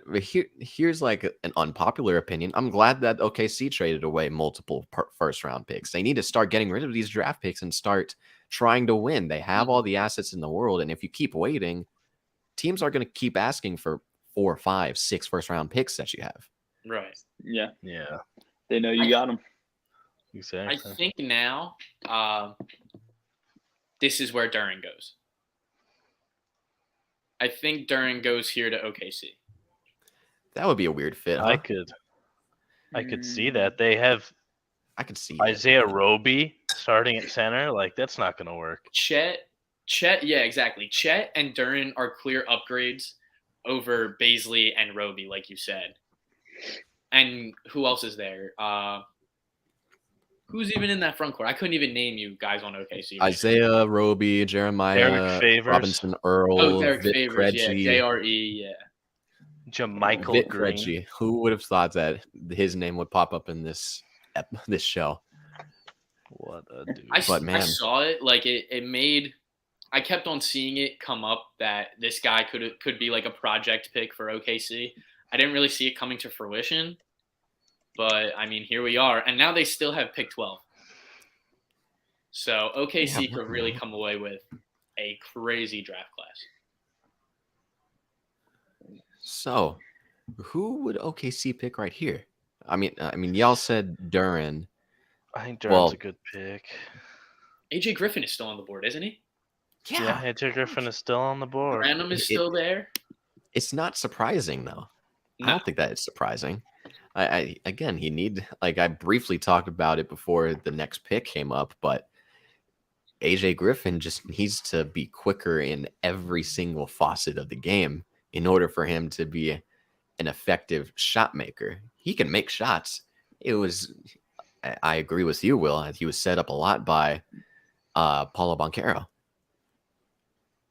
Yeah. But who do we think this pick is? Oh, shit. I'd say Nice. AJ I Griffin. just asked that. I hope it's AJ Griffin. I think Yeah. AJ Griffin. If not, then Yeah, I Beats me. think it's got to be AJ Griffin here. I'll throw 2 point guards out there for you guys. Ty Washington, obviously the one, and I'll throw Jalen Williams from. I Santa love Clara. Jalen Williams. Yeah. Dude, we should. If I were to do something differently, just like a couple, like 20 minutes ago, when you were talking about sleeper players, Jalen Williams is nasty. Love that kid. Yeah, he is something else. He definitely can be something else for sure. Mm-hmm. So I'd say one of those two guys. If it's not Duran, I think they'd probably go one of those point guards. It's pretty disappointed that we're 13, 12 picks in and we only got one trade. I was expecting a lot more. Yeah, I predicted, thought there was going to be a lot more. Brutal. Too. I said 7+ trades in the first round in the last Said round. 7+. This I is don't pretty think it's- disappointing. I don't think it's looking too good on that prediction. Gonna be honest. I mean, how many trades do we think? I think that there's going to be a lot of movement in the 20s. I think Philly moves it. I think I'd say Golden State 3. moves theirs. I think 4. I think Chicago moves too. Whether that's up or down for the Bulls, they can go either way. Honestly, from 18. Mm-hmm. Same with the Bucks. I can see him moving up. I've heard a lot of rumors about them Yeah, trying Carson. to move I was up. going to ask because that I've heard that too. What does moving up entail for the Bucks? I mean, they're looking for a shooting guard. That's the only thing. I don't agree with it necessarily, but I know they need a shooting guard. They need a shot creating shooting guard, and I just don't see one that fits. Ochai, Abaji. You could. Yeah. I wouldn't like that pick, Oh, okay. but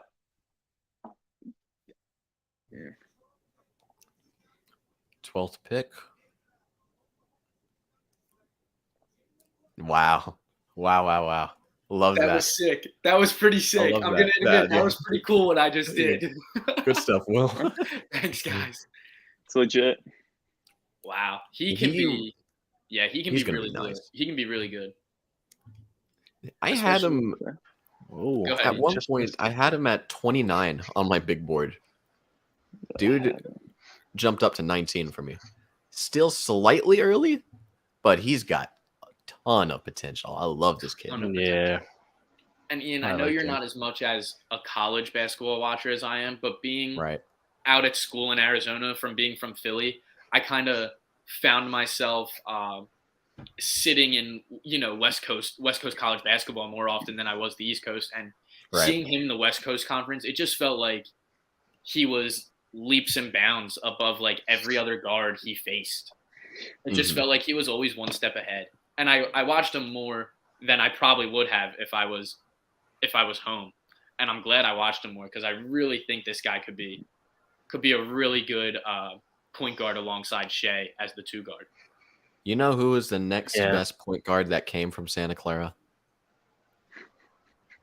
It's a big name. Couldn't tell you. It's a big name I'm not thinking of, isn't it? Yeah, a long time ago. Oh. Nah, No. Steve Nash, man. Oh, I was I it feel was like I in the should've back of my known that. mind. It was in the I back of didn't my know. mind. He's gonna be the next Steve Nash. Calling it. Oh, I have God. some bias. What do you think happens with Josh Giddey in this situation then? Oh wow. I think that that's interesting. Because I I feel think like that Josh Giddey was like a good point guard for them. he was. And now you yeah. have Shea and Josh Giddey, and now where does Jalen Williams fit in this? Maybe you move Shea to the 3, but You could. then who's your 4? You're not going to put Lugens Dort. Poku. You're not going to keep Darius Basley there. I don't know if Dort's going to be on the team much longer, but I don't know. Probably either. not. Fair point. that's a conversation for another time. That's a fair point. OKC's core is going to be interesting. They really got to make some win now moves. Right. That's That's my only thing about them. That it's good that they have all this assets, but they can't Sit on have them. the asking price Yeah. just keep rising whenever Yeah, they You are. got to feel get like- some legitimate players. Yeah. Let's just say like they're alongside trying to trade Durant, for sure. Bradley Beal. They're probably going to ask for 4 or 5 first, just given the collection that they have. Yeah. It's good that they have them, but it's also to disadvantage. And then probably a player like a Giddey or even the player you just drafted in Jalen Williams, along with those first round draft picks. I for a think guy like that Bradley Beal. would be the case.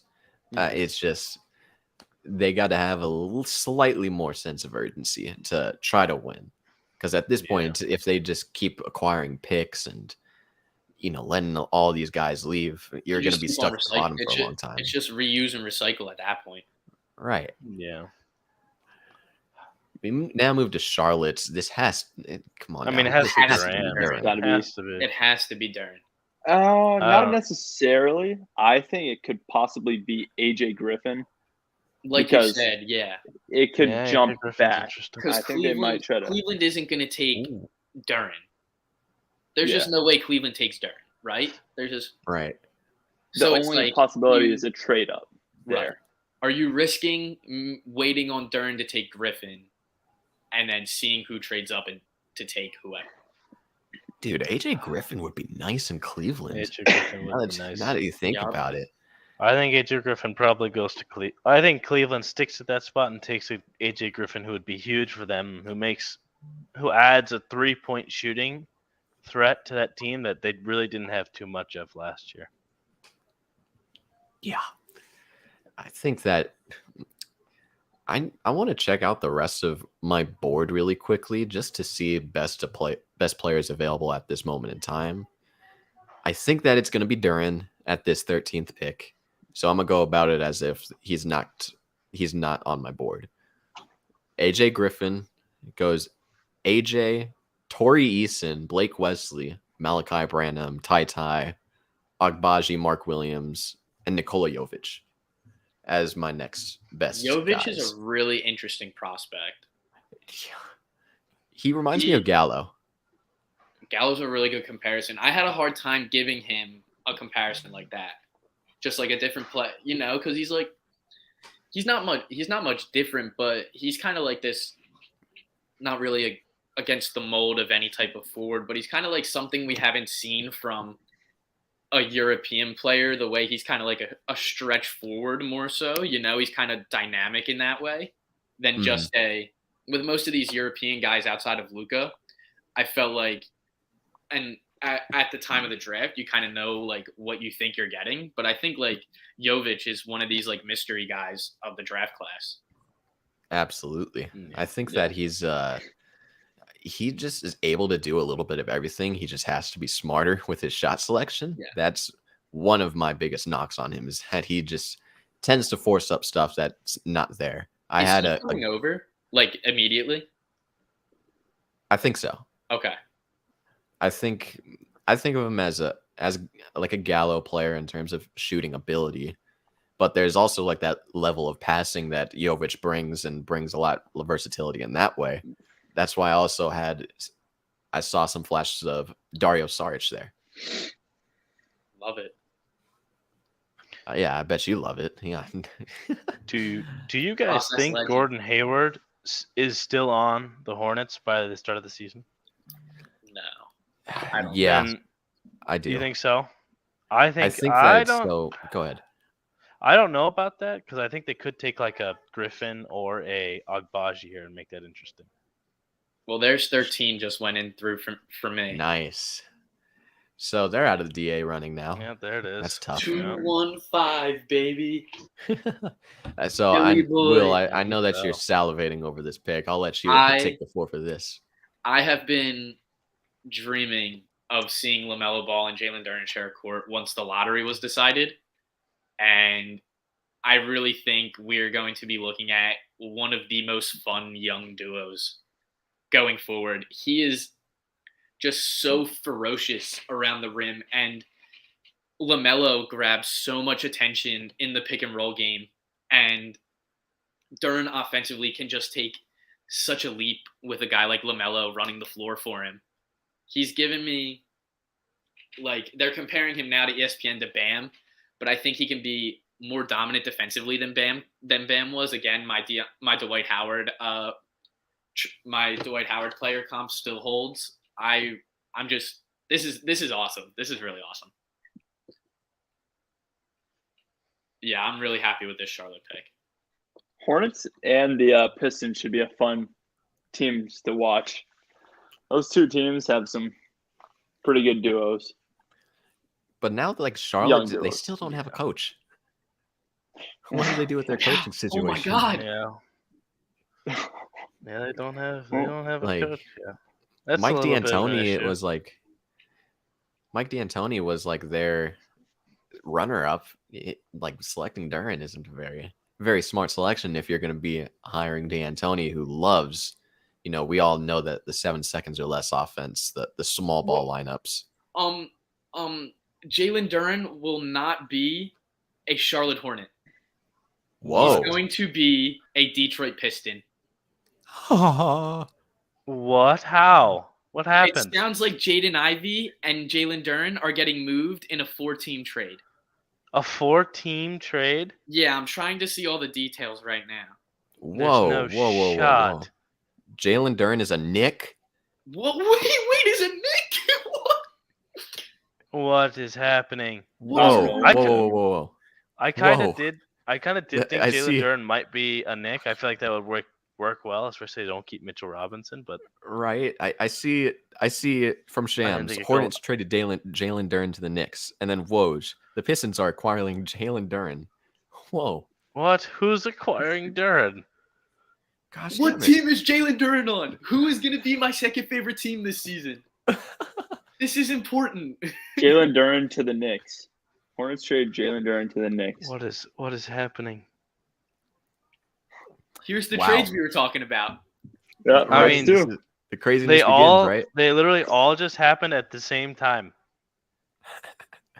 So if Jalen Duren, I don't want to say everything until like all the details come out, because man, I'm gonna be extremely happy if Jalen Duren becomes a Piston. Yeah. Who do you think? Okay. Who are you thinking Cleveland is going to do here? What do you think they might do? 'Cause they're up I would next. think AJ. I think it has to be either AJ. I think Agbaji is I think that's sneaky. I think he would just fit so well with them. Like I said earlier, like 3 and D. I think that just fits perfectly with them. Like it says I think he's- right now, 3 and D wing is what they need. I think I'll he add just fits another so player well. to the mix then and bring in Branham. I think Branham's one of a the good one. like the two guys that you mentioned, and then Branham, I think is one of those three. Mhm. Yeah. I think it has to be one of those 3. But I think I AJ like Griffin would fit great on that team. I like Agbaji here. I think he just he continues that defensive minded thing that they want. It's like so well, and he provides a 3-point shooting that they really don't have. Ian, Like- are you looking at Twitter right now too? Yeah, I saw it. Kemba Walker to the Pistons, and What? that's how Jalen Duren is a New York Knick. Wow. Wait, so Damn. okay, so Jalen Duren was traded to the Pistons, and then the Pistons gave them Duren for Kemba Walker. Does Yep. that mean Gordon Hayward is But a then Piston? who does? Jaden Ivey is somehow mixed into this too, I think. Then yeah, how? the Knicks where were, does, No, there was there's reports no saying that the way. Knicks are still trying to does- trade for him. Oh, then what does Charlotte get out of this? The salary cap relief to try to bring back Miles Bridges? That's horrible. Oh. I mean, you get shafted if that's what you're getting. that is horrible. Wait a minute.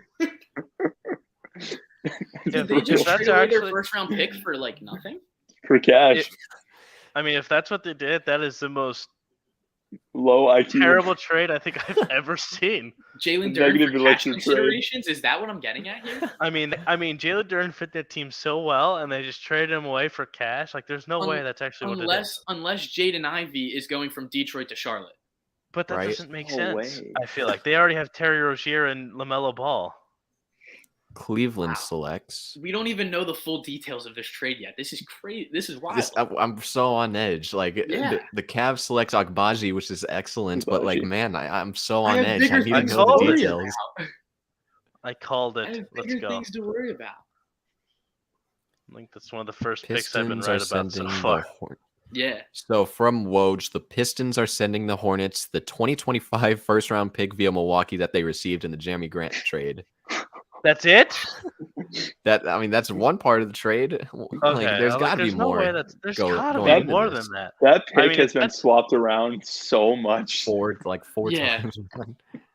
So now we're looking at Charlotte, who we thought just filled their biggest hole in a center without a center now. So now, like, I have Plumlee. Don't count out Plumlee. He's a stud. you know what I mean. You know what I mean, though. Yeah. Like he was kind of like Duran could have been like this guy for you at like He a would have center been the position guy. for like 10, 12 years going forward. It would have been awesome if he went. I think he would have fit nicely. Duran with I mean, he RJ fits in Barrett Detroit. in New York, and IQ. I dig that. This is I dig insane. that. This is insane. Who's their head But- coach in New York right now? Who's coaching New York? Thibodeau. Tom Yeah. Thibodeau. Thibodeau. Oh yeah. And Tibbs gave Joakim Noah 2 Defensive Player of the Year awards. And Yeah. the $74 million contract to not play in the NBA You're right. again. Duran's about to get the bag. It's about to get for Rookie extension So- for $70 million. Jesus. And before all the details come out of that trade, Agbaji just went to Cleveland. It's a great fit. Yeah. I I think he as fits much as so I well like- with that team.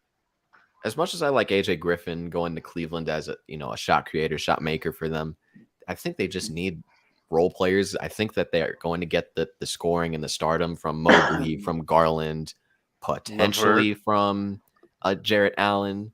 They got some pretty nice players. I think at this point they just need to fill their roster out with wings. And they have Isaac Okoro, who just can't shoot the ball at all. He's almost like Chris Dunn as a forward. They need a 3-and-D guy, just a sound role player. Yeah. Agbaji is that for Cleveland. Yeah, I think that makes that Cleveland Cavaliers team maybe one of the most complete teams in all of the NBA because they've got the defense and the big center power forward and Mobley and Allen. You've got 3-and-D with Agbaji, and then you've got playmakers in Colin Sexton, Darius Garland, Karis LeVert. I think they're going to be a good team next year, as long as they stay healthy, of course. I think now, if we can look forward to pick 15 for Charlotte, I think this is a lock for Mark Williams, the center from Duke. Yeah. I don't know about you guys, but it there's has no to way be. they can't go without a big man.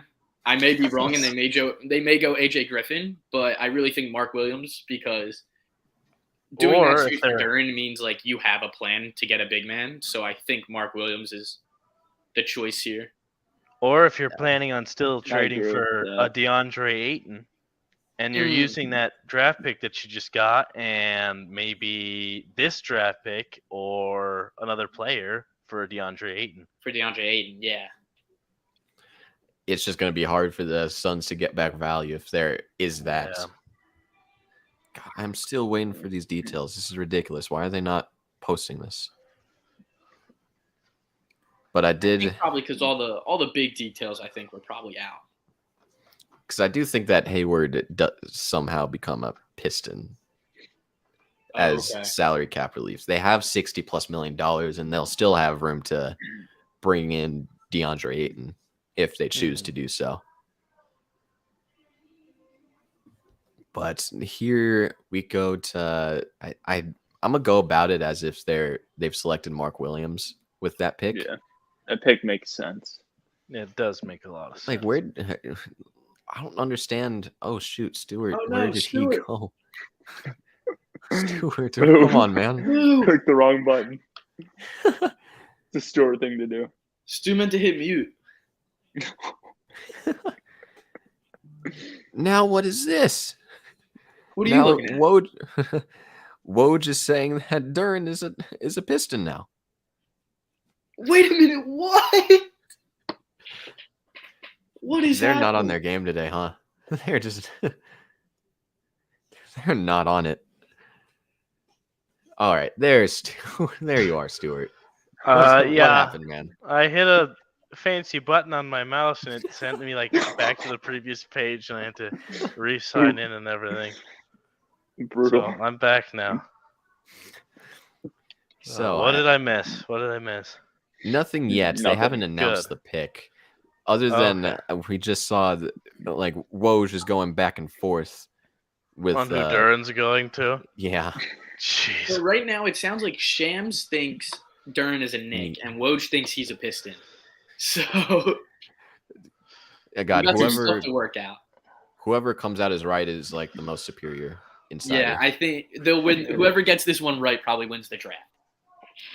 So Silver comes up. What do we think? What's happening? Yep. Mark? It's got to be Mark Williams. Mark Williams, yep.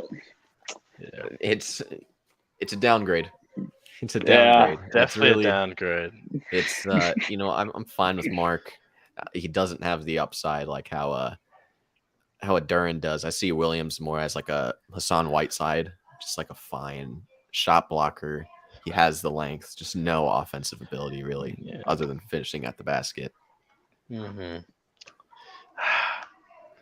And I feel like it's just basically they picked Mark Williams with the 13th pick, and if it is just that draft pick they got, they just swapped draft picks. Yeah, that's basically. And that's a it. For a horrible lesser center. Yeah, like I think that's horrible. You could have gotten a guy. You could have gotten Duran and then someone else, or traded this pick for something better.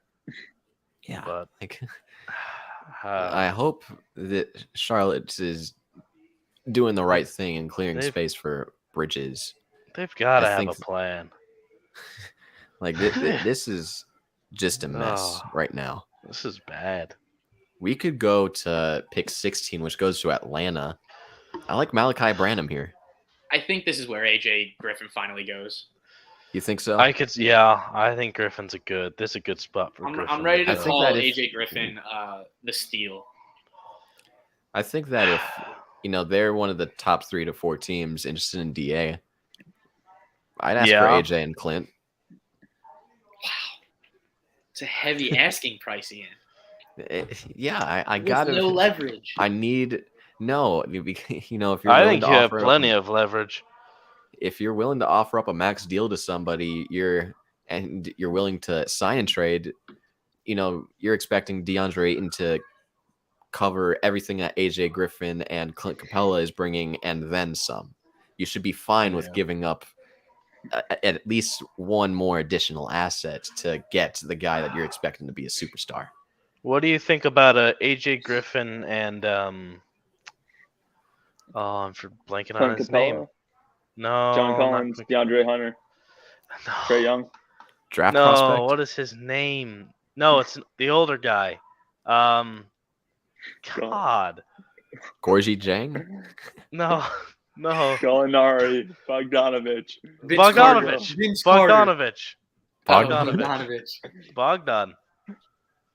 Bogdan and AJ Griffin. I feel like that'd be terrible. Now I think about it, I don't think that'd work at all. It'd be pretty bad. I'm not a fan of Bogdanovich. That's a terrible idea. I like Bogdanovich, but I don't think that's a good trade. Now that I think about it, that's horrible. I just don't like him as a son. I mean, the fact that we got rid of Bogdanovich for Marquise Chris is objectively hilarious. Dude, the Bucks almost traded for Bogdan. Oh, the pick's already in. These guys are almost. These guys were ready.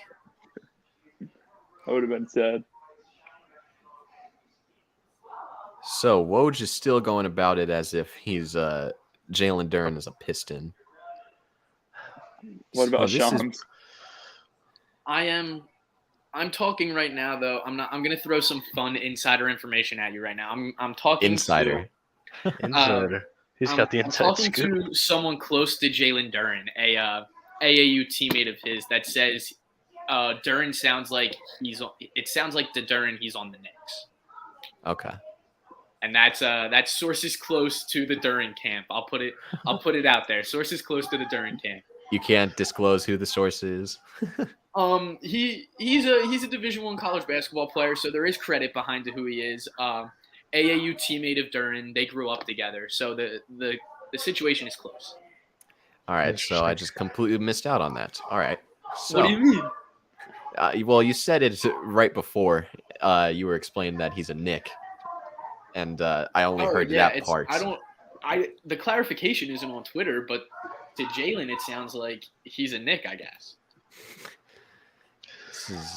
I don't think Duran knows where he is. Yeah, I don't know if Duran knows what team No, he's he has on no right now. idea. He's like, I don't know where I'm going, but I'm going somewhere. Dude, it's gonna be like that Suns trade all those years ago where they botched the Grizzlies Wizards trade because they didn't know which Brooks that they wanted. Oh yeah, Marshawn Oh, and brutal. Dylan. Man, That's hilarious. Like that, how do you mess Jeez. that up if you're Phoenix? That's- Atlanta's up. Hope it's Malachi. Yeah. There it is, Griffin. AJ, AJ Griffin. Okay. great value. he That's fell. great Yeah. value. Yeah, really. He good. did fall. I think that's a good pick for them. I think I'm finally caught up to you in TV time. I don't know how that works, but I did it. Is it? I feel like AJ Griffin for Atlanta at least is going to be a Cam Reddish sort of player. Not a lot of playing time, shows flashes here and there, just doesn't grow in Atlanta. Didn't I they think both that play they're- Duke too? Yeah, That's brutal. AJ Griffin, I think logically is a good fit here. Especially if they get rid of John Collins by tonight or in the offseason. I'm just not confident in the amount of playing time that he will get, and he needs a lot of playing time to, really get up to speed with the NBA. I don't want to reiterate it a third time, but I will. Quickness is an issue, and he needs to get to NBA speed.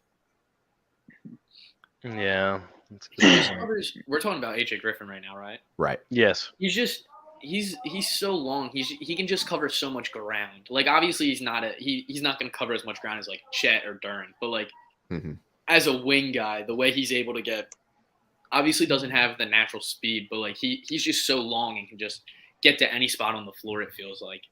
Yeah. I really like him. He can make up for that lack of quickness with that with just speed and length Yeah. that he has. That's Not what it speed, feels like. length. Still an excellent selection, value-wise. And if they wanted to use this pick later on, Yeah. in a later trade, pretty good. Mm-hmm. We could move to Houston. I love Torrey Eason right now. I think he's the best player available on my board now.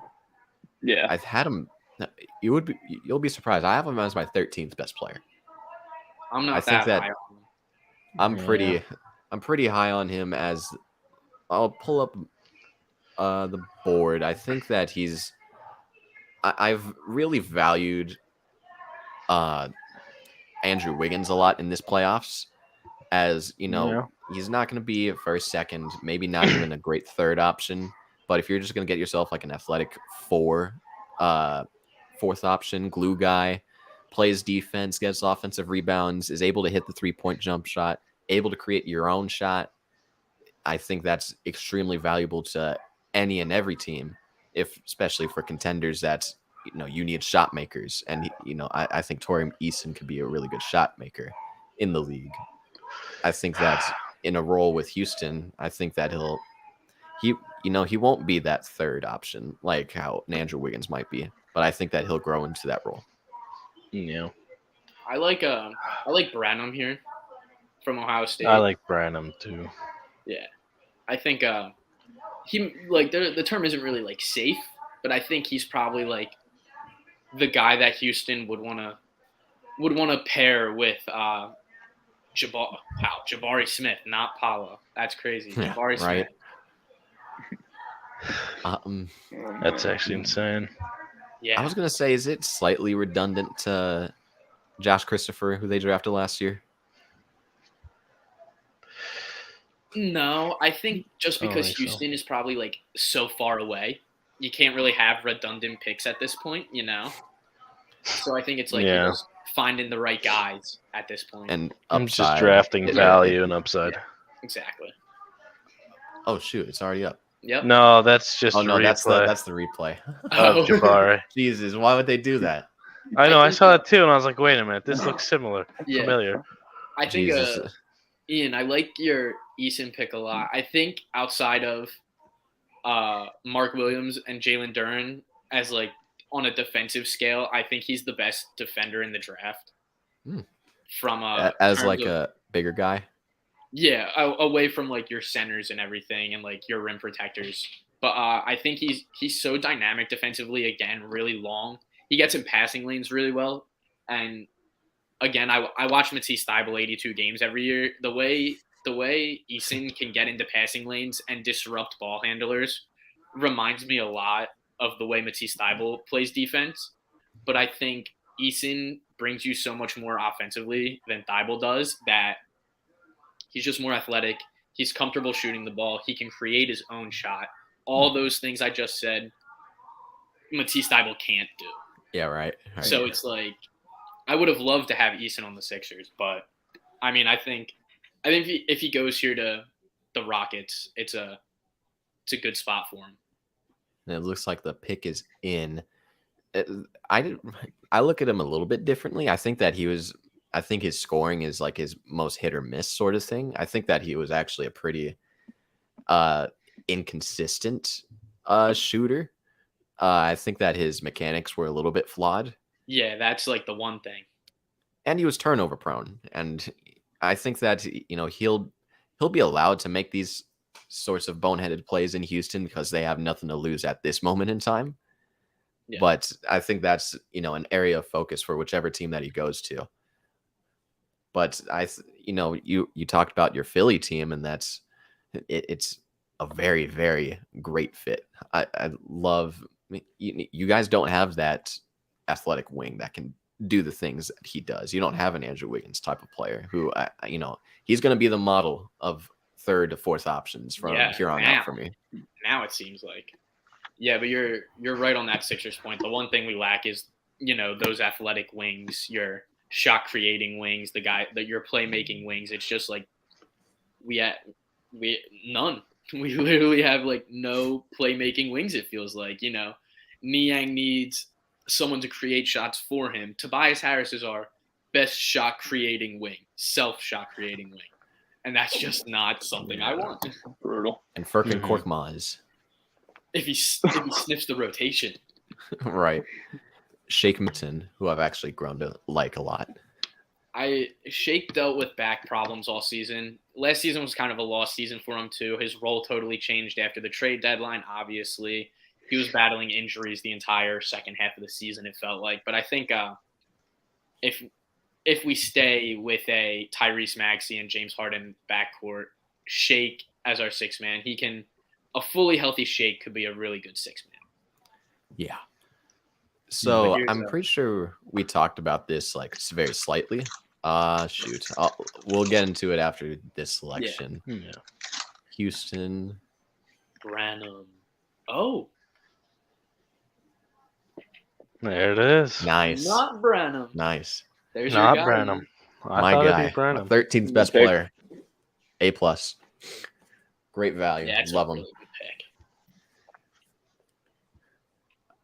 I think we explained Torrey Eason pretty well in the last couple of minutes. It's just like we could hop right into this discussion. I think we discussed it just very slightly. Stuart, I don't know about you. I expect the Suns to trade into the second round and get them. What's up, Will? I just wanted to interject because another thing of the Duren trade just came out. It sounds like Kemba Walker and the Pistons are going to discuss a contract buyout, and he'll be going into free agency. Huh. I think that's good. I don't see a use. There's so no use for him leave, there. What did Detroit walk away with now if it's not Kemba Walker? Yeah, I still don't know what Charlotte's getting out. It may not be Duren. So let's wait until let's wait a little. Yeah. It's gonna be a while before we get the full thing. Yeah. Mm-hmm. I don't know. I expect the Suns to get a draft pick by tonight, and Philly has 23. Milwaukee has 24. 24. 24. I thought it was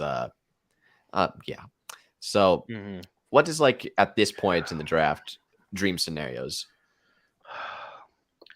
I'm thinking it's really tough because at this point, there's not really any centers that you're interested in that you could pick in a replacement for Ayton. Really, not too many forwards left. There's Liddell still. There's still Jovic. There's a couple guys there, but there's nothing really that's too interesting at positions of need that are left. Like, and now Eason's gone too, so that's something that's not ideal as either. So I get trading up is a little bit less enticing at this point. I think what you'd want to trade up for is a new center that can learn behind a guy like Chris Paul and really grow his game like that. Like we saw what it did with Cameron Payne the first year that he was here, and how he just improved exponentially under Chris Paul, and even was okay this year. Not great, but okay. And I think what could happen. Yeah, he did. But I think what they could end up doing is they trade up into pick 20, 21, although 20 would be tough because Spurs are probably going to use it. But I think they could also trade with the Timberwolves, who at this point have a lot of young guys and might be looking for an older guy who could be almost like that glue veteran that they need. And we could trade someone like a Jay Crowder and a couple draft picks to move up to their 19th pick and take like a Ty Washington or a Blake Wesley. I like that a lot for the Suns, actually. I would like that direction a lot. I just think that the Suns will be able to purchase a second rounder if somebody fell, like Kennedy Chandler, if they wanted to go get themselves another wing, which is something that they are in love with, like Patrick Baldwin Jr. I love that the Ty thing, though. I think that would be an awesome backup point guard. Will Carson, your dream scenarios at this point? I think for who? For the Bucks? Yeah, in my situation, go for the Bucks first. Oh, I'd say Jaden Hardy. Jaden Hardy would be beautiful because what the Bucks showed, like without Middleton, they have no shot creator. Like throughout the playoffs, like once Chris Middleton got hurt, there was no shot creation. Like Drew Holiday was struggling by himself with Giannis, obviously. But they just need that shooting guard who can put the ball in the net, and Jaden Hardy's that dude.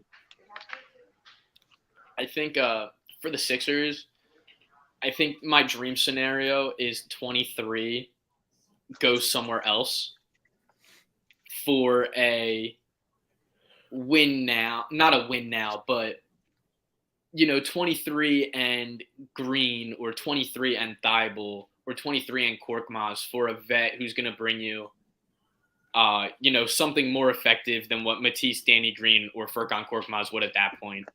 And who knows what it is? Maybe that Eric Gordon trade that came up before the draft goes through and the Sixers land Eric Gordon in a 3 or 4 team trade, or maybe they sit in draft 23 and hold on to that rookie and maybe get in on these Kevin Durant sweepstakes with that pick. Just use it as something like that. But realistically, if they hold on, the goal is moving the pick for a win now piece, whether it's Eric Gordon, Terrence Ross, whatever name you want to throw out there for the Sixers. But dream scenario, of course, is like 23 being used for Kevin Durant.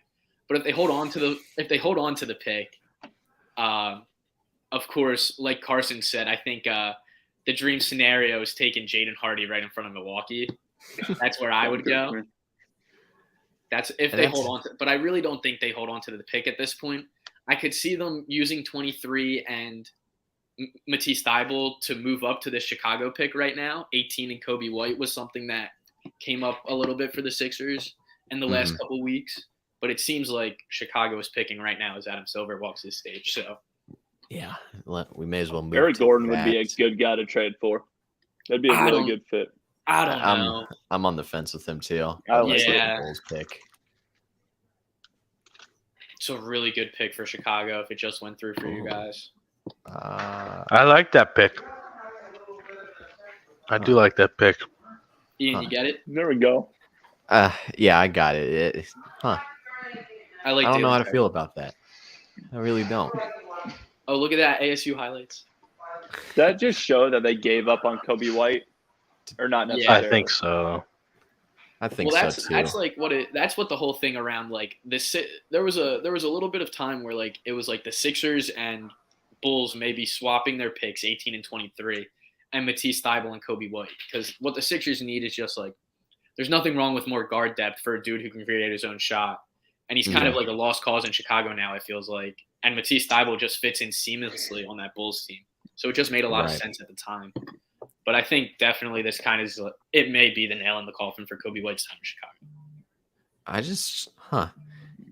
I feel like they'd still be overcrowded on the bench. Dosunmu played pretty well in his rookie year. He is gonna, assuming natural progression for these guys, he's probably gonna be in the rotation. Caruso's still gonna be in the rotation. Do they view him as like a point forward, which wouldn't be a terrible option? Yeah. He's also not a scorer, and for off the bench they don't have off the bench scoring outside of Kobe White. It's a fine pick. Too early for me. I wish they would have traded down. Given the circumstances and the fit, it's a good fit. Yeah. If you ask me, I think Dalen Terry is probably there at 23. If they traded with the Sixers, I don't think anyone in between those points would have taken him. Right. So maybe the Bulls missed out on the best thing that could have happened to them this draft. I don't know. 19 is an interesting one. We talked about EJ Liddell. We talked about Ty Washington. I think those are the two logical players, right? Yeah, I want to bring up a couple names here, because I think we're in Minnesota, right? Right. Yes. I think they've been talking about pairing Cat with another big. So I might be willing to throw a guy like, maybe they reach on a guy like Walker Kessler. Maybe what's the big man's name from Wake Forest we haven't even mentioned once? Jake LaRavia? Yeah. Maybe those will be two left field names I'll throw out here for Minnesota, because they want to pair Cat with another big. Dude, now that you say LaRavia, he rose on my board too. Huh. I don't even know much about LaRavia. I haven't really watched him that much. He's in my top like 30 for the first round. But I haven't really I didn't really get to him as a prospect in depth wise. So I really don't know what they'd be getting. So I just watched a highlight reel, didn't write anything down. He reminds me, I wouldn't say reminds me, but he's similar to Christian Braun in this draft. They're NBA ready prospects. Right? Yeah, able to shoot it, able to in this case space the floor. Obviously foot speed is an issue with him. Defense will be a little difficult for him, at least on the perimeter at first. I think he has good size to be inside. It says there's a trade with Memphis. Yeah, they're trading the pick to Memphis. There we go. The Memphis Grizzlies. There it is. Left field. Wow. I didn't even think he was gonna get picked. He was just for the wrong team. Mentioned. Wow. But he goes to Memphis. Interesting. It's what does that mean for Steven Adams and or Jaren Jackson Jr.? Brandon Clark too. Yeah, what does that do with them? I think it's more so Xavier Tillman being gone. I think that I look at him more as a 4-man. I think Brandon Clark is more so a small ball 5. I think Jaren will be fine. Maybe they go ahead and make another trade for Steven Adams. I think that Jake LaRavia is seeing that in the slop. I remember seeing just some slop news that Steven Adams may be not getting shopped or anything, but what's the deal with him going forward with Memphis now? And I guess that kind of confirms it. Not a great floor spacer. Kind of shows a little bit of light on where they're at with him. Yeah, great floor spacer. It's. Yeah. I think I may as well look up details for this. T-Wolves will land 22 and 29 in this year's draft. Ooh. Oh wow. Okay. I think if I'm the T Wolves, I'd do that every time. Maybe Yeah, Ty I is agree. their pick. He's still up there. Do we really? Ooh, maybe Denver He just takes has to make Ty. it 2 more picks. Oh wow. I They think- took both of Memphis's picks. Yeah. Wow. Yep. Oh wow. I think I don't know if Ty makes it past Denver. But then again, you also have Bones. Notre Dame guy. Yeah, Bones. But yeah, you have Oh, I Notre thought you Dame meant like on the kid. team. Blake. already. Yeah, Oh, Wesley's well, still out there. Wesley's still out there, so you have 2 guys that could be that guard for you for both of those teams at this point. You're just kind of So hoping. If you're Minnesota, you're probably just banking on one of those guys still being there. So Right. Memphis was willing to move 22 and 29 to move up just to 19. Does it sound like San Antonio or Denver was probably going to take LaRavia and Memphis just really wanted their guy? Is that what this probably was? He seems like a San Antonio guy. I don't think Denver at all. Maybe because they, Denver traded Michael Green away, just salary dumped him. And it's surprising. I thought Denver was going to make a trade up move, but hey, Malachi is still here. Who else is still here? Oh wow! If Malachi makes it to 23, Wow, that'd I be keep nuts. on forgetting we're like inching. The Sixers may actually pick and keep their pick. So Yeah, you've gotten too invested into the show to keep up with what your team is doing. I Yeah, there you know. go. But right now, it's Malachi, Ty, Nikola Jovic, Kennedy Chandler, Hardy, Bryce McGowan's is a guy that I was once high on, but he dropped down a little bit for me. Yeah. EJ Liddell, Margin Beauchamp. I'm looking a lot for 23 to be Liddell, Hardy, or if Branham falls. One of those 3. Mhm. What about Blake Wesley? I like Blake Wesley a lot. I like but Blake I think he's going to go to either Denver or Minnesota. Yeah, I think he's going gonna to go one to of these those two. spots. I think probably to Minnesota because I think unless they trade up again, because I think Denver kind of almost has to take a Ty Washington because you still have Jamal Murray coming back, and then he would just Ty Washington would just fit in perfectly with that point guard vacancy that they have. I feel like Blake West would be a pretty nice fit in San Antonio, just as another wing. There's not like they just need higher upside guys. I think Wesley's a high upside guy. I think Branham is a high upside guy. I prefer Blake Wesley over Malachi Branham. I'm gonna predict that it's Branham though for this next pick. Guys, think so, too. what team is Jalen Duren on? No clue. Your guess is as good as mine. Dude, I've been fishing through Twitter, man. Yeah, I've been Nothing. trying to find There's something. nothing. There's nothing like concrete. We might just know, never real. know. The rule Pick for is the in. NBA the rule for the NBA trades is that the only thing that has to be set in stone is like the defining only a certain amount of pieces have to be set in stone by a certain time. So like there could be moving around with this trade for like a day basically. Yeah. That's the way it works in the NBA. They don't really like the NFL. You kind of like need to like set everything down, but like the NBA, it can be like really fluid for some reason. Yeah, and it could be, yeah, it could go like deep into free agency until like that moratorium period is lifted. That's what Right. happened with AD. I remember they were about to. Do you remember the AD trade when they were planning on waiting until like July 30th to create max cap space?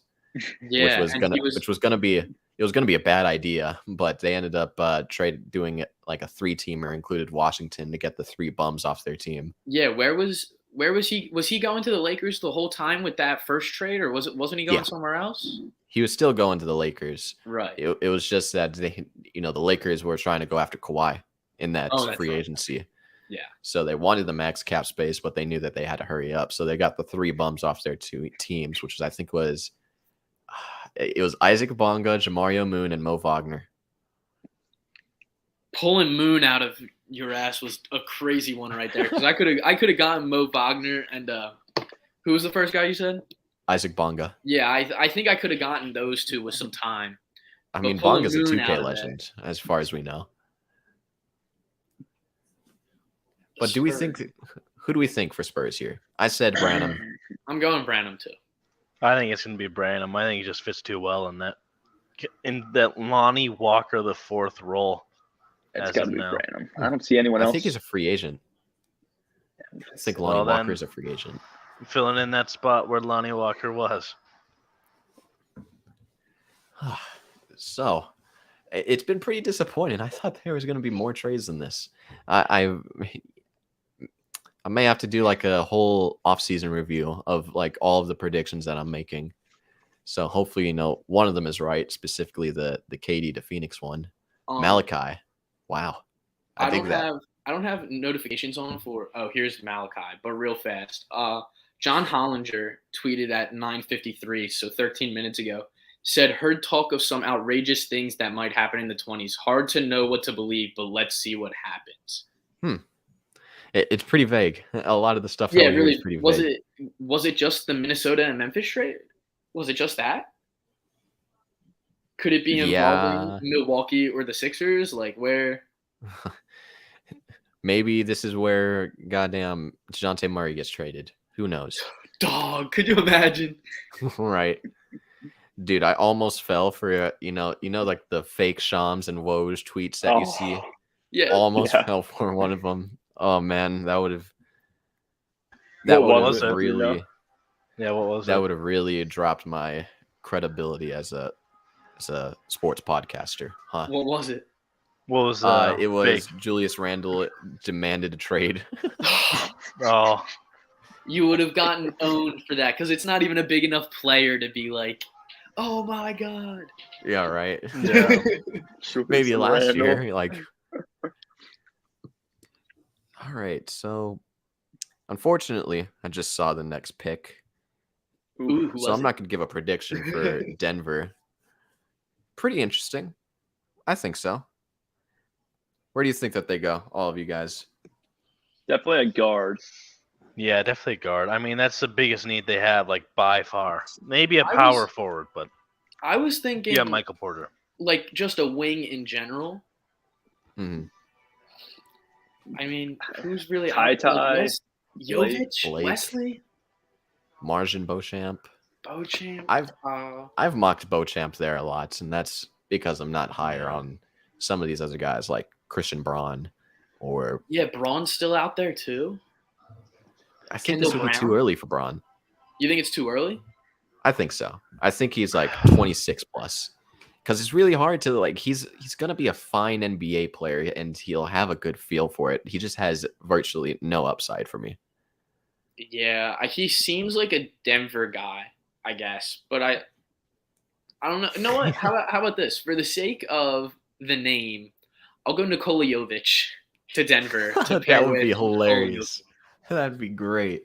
That'd Nikola be Jovic. insane. And Dude, Jokic. And they're countrymen, right? They're both from Serbia, aren't they? yeah. Yeah, they're both from Serbia. Dude, the amount of PR that this team can create and the amount of attention that they could get for taking two Nicolas Yeah. is awesome. Like that needs to let's root for that actually. Nikola Jovic to Denver. Let's get To it. Denver to pair with Nikola Jokic. Not Jamal Murray or Michael Porter, just Nikola. No, just Nikola squared. All we need. That That would be the nickname, obviously, right? Nikola squared. I dig that. Yeah. Yeah, I can dig that. Or like Nicolas. Would you just put an S at the end? Nicolas, make it plural. If Oh, it no, happens, we got to Carson. pick a nickname. Yeah, you gotta pick him first. What do you think? Just to move off of the draft, just a quick bit before. Oh shit, he's gone. Come on, Carson. What happened? My Wi-Fi took a poop, so it kind of. Don't worry, it's back. It's So I was you gonna guys were say just quick- all static and then dead. Thanks. I was gonna say quickly before this next pick comes up. I feel like Denver should move off of Michael Porter. There's something about him and his injury history that's it's just so unreliable at this point. And on that contract, you're going to be stuck for a while. Where do we stand on Michael Porter's situation? I think if he stays healthy, he can be Yeah. He can be like a really good contributor along a good third option behind Jokic and Murray. And like, I hate to admit it, but a healthy Denver team is a Very, very scary. very Scary. good team. They're It's definitely weird. a threat in the West, fully healthy. Especially if Michael Porter takes this jump that people like thought he was going to take out of the draft too. After he fixed his back problems and everything, but you got to rely on health for sure. I think his upside is almost just too much to get rid of. Exactly. Like it is sky high with Michael Porter Jr. in my opinion. I think at this point he's entering year 5. Yeah, he's still young. He had obviously you take account his injury history. You know, is it possible that like it's hard for him to grow even more in terms of like all around game? I just don't see it. I think he's always going to be a really bad defender. Oh, gee, thanks ESPN for showing us the Thunder Knicks trade. That's the trade we really need clarification on. Yeah, right. 45 minutes ago. Yeah. Yeah, when the show was at an hour 45, when that trade got announced. So the Nuggets select. Come on, Silver. Jovic.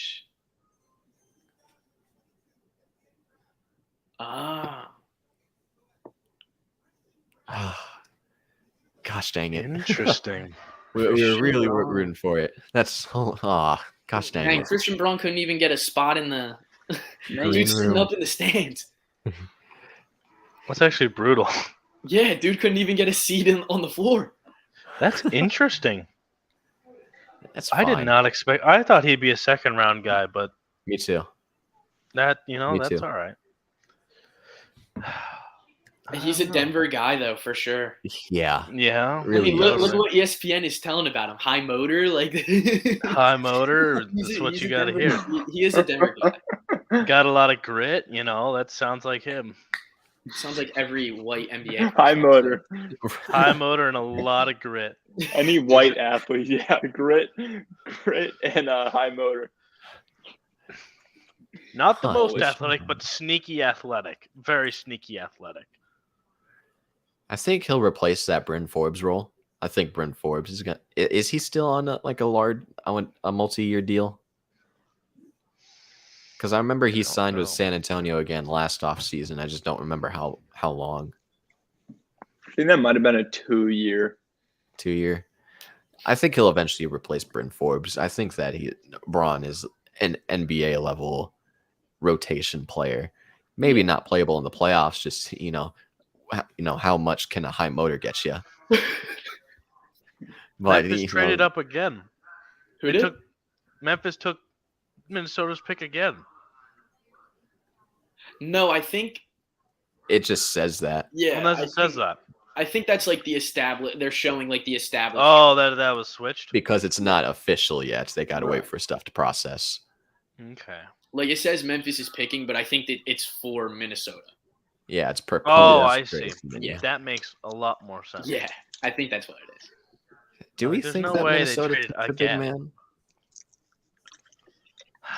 I don't think they do. Like Ty is like this is perfect for Ty, especially if they're really trying to get off of D'Lo, which is I never thought that would happen. Yeah, if I'm being honest, I thought D'Lo was going to be a Timberwolf for a while.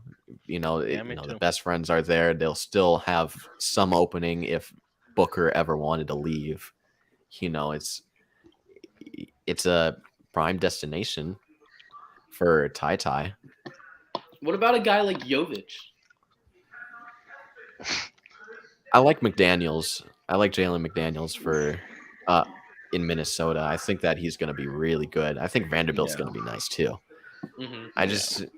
I think that a guard is so important for them. Necessary. Right now. I think they could go Blake Wesley too, and leave Ja at that point guard situation. Liddell to Minnesota? Oh, not what I meant to say. Never mind. I was thinking Minnesota. Oh wow! Check your Twitter. Check your Twitter. I did just check my Twitter. Or, I'll wait for after the pick is announced. Wow. But who Uh-oh, are what we happened? thinking for Minnesota? I'm saying Ty. I Jovic. think it's Ty too. Ooh. Jovic. Or Walker. That's a name I brought up. Huh. Oh, that's gross. What? That's I hate basically that. just a younger Steven Adams, but worse. Dude, I don't know Hmm. I don't know what their obsession is with getting another center next to another center. That's Yeah, I next to hate that. Cats. And I think Nas Reed is pretty fine too. Yeah, I don't know. Bad pick. Come on. Although I don't like that one. my draft night is over. As I don't should so it's the Sixers traded 23 for just DeAnthony Melton, or they just only 23 for DeAnthony Melton. it's pretty That's nice. kind of brutal. I I'm don't know if I- I like that. I'm kind of shocked they were able to just get DeAnthony Melton for just 23. Me too. I think that's great value. Yeah. Yeah, You that's- basically we just took drafted DeAnthony Melton. with our 23rd pick. Yeah. I think that's a fine draft pick you guys made. I like it. Who the I like it. I just saw the next pick. I just saw it too because of course it was about the Sixers. So That's Wow. hilarious. Oh my That's gosh. actually crazy. Like That's Melton, I thought he was pretty inconsistent with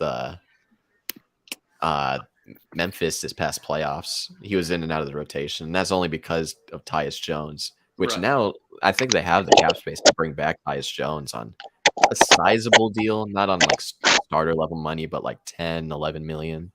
I think that's Tyus Jones range. I mean, the thing, just to go like with DeAnthony Melton still, he's only gotten better every season.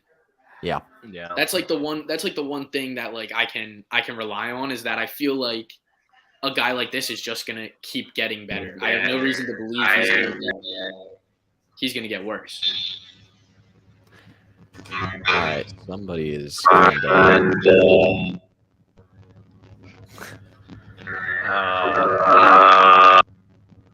I think it's Will. All right. I'm muting Stuart. All right. Let's go to Will for a second.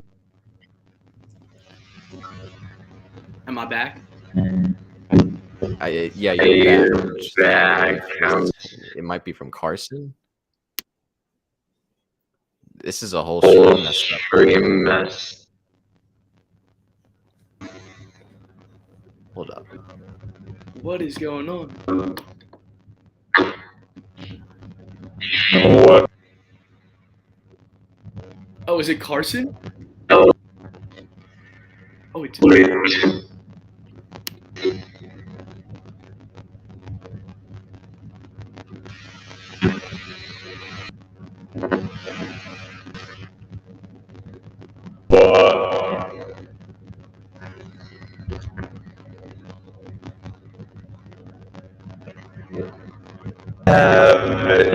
No. What? Oh.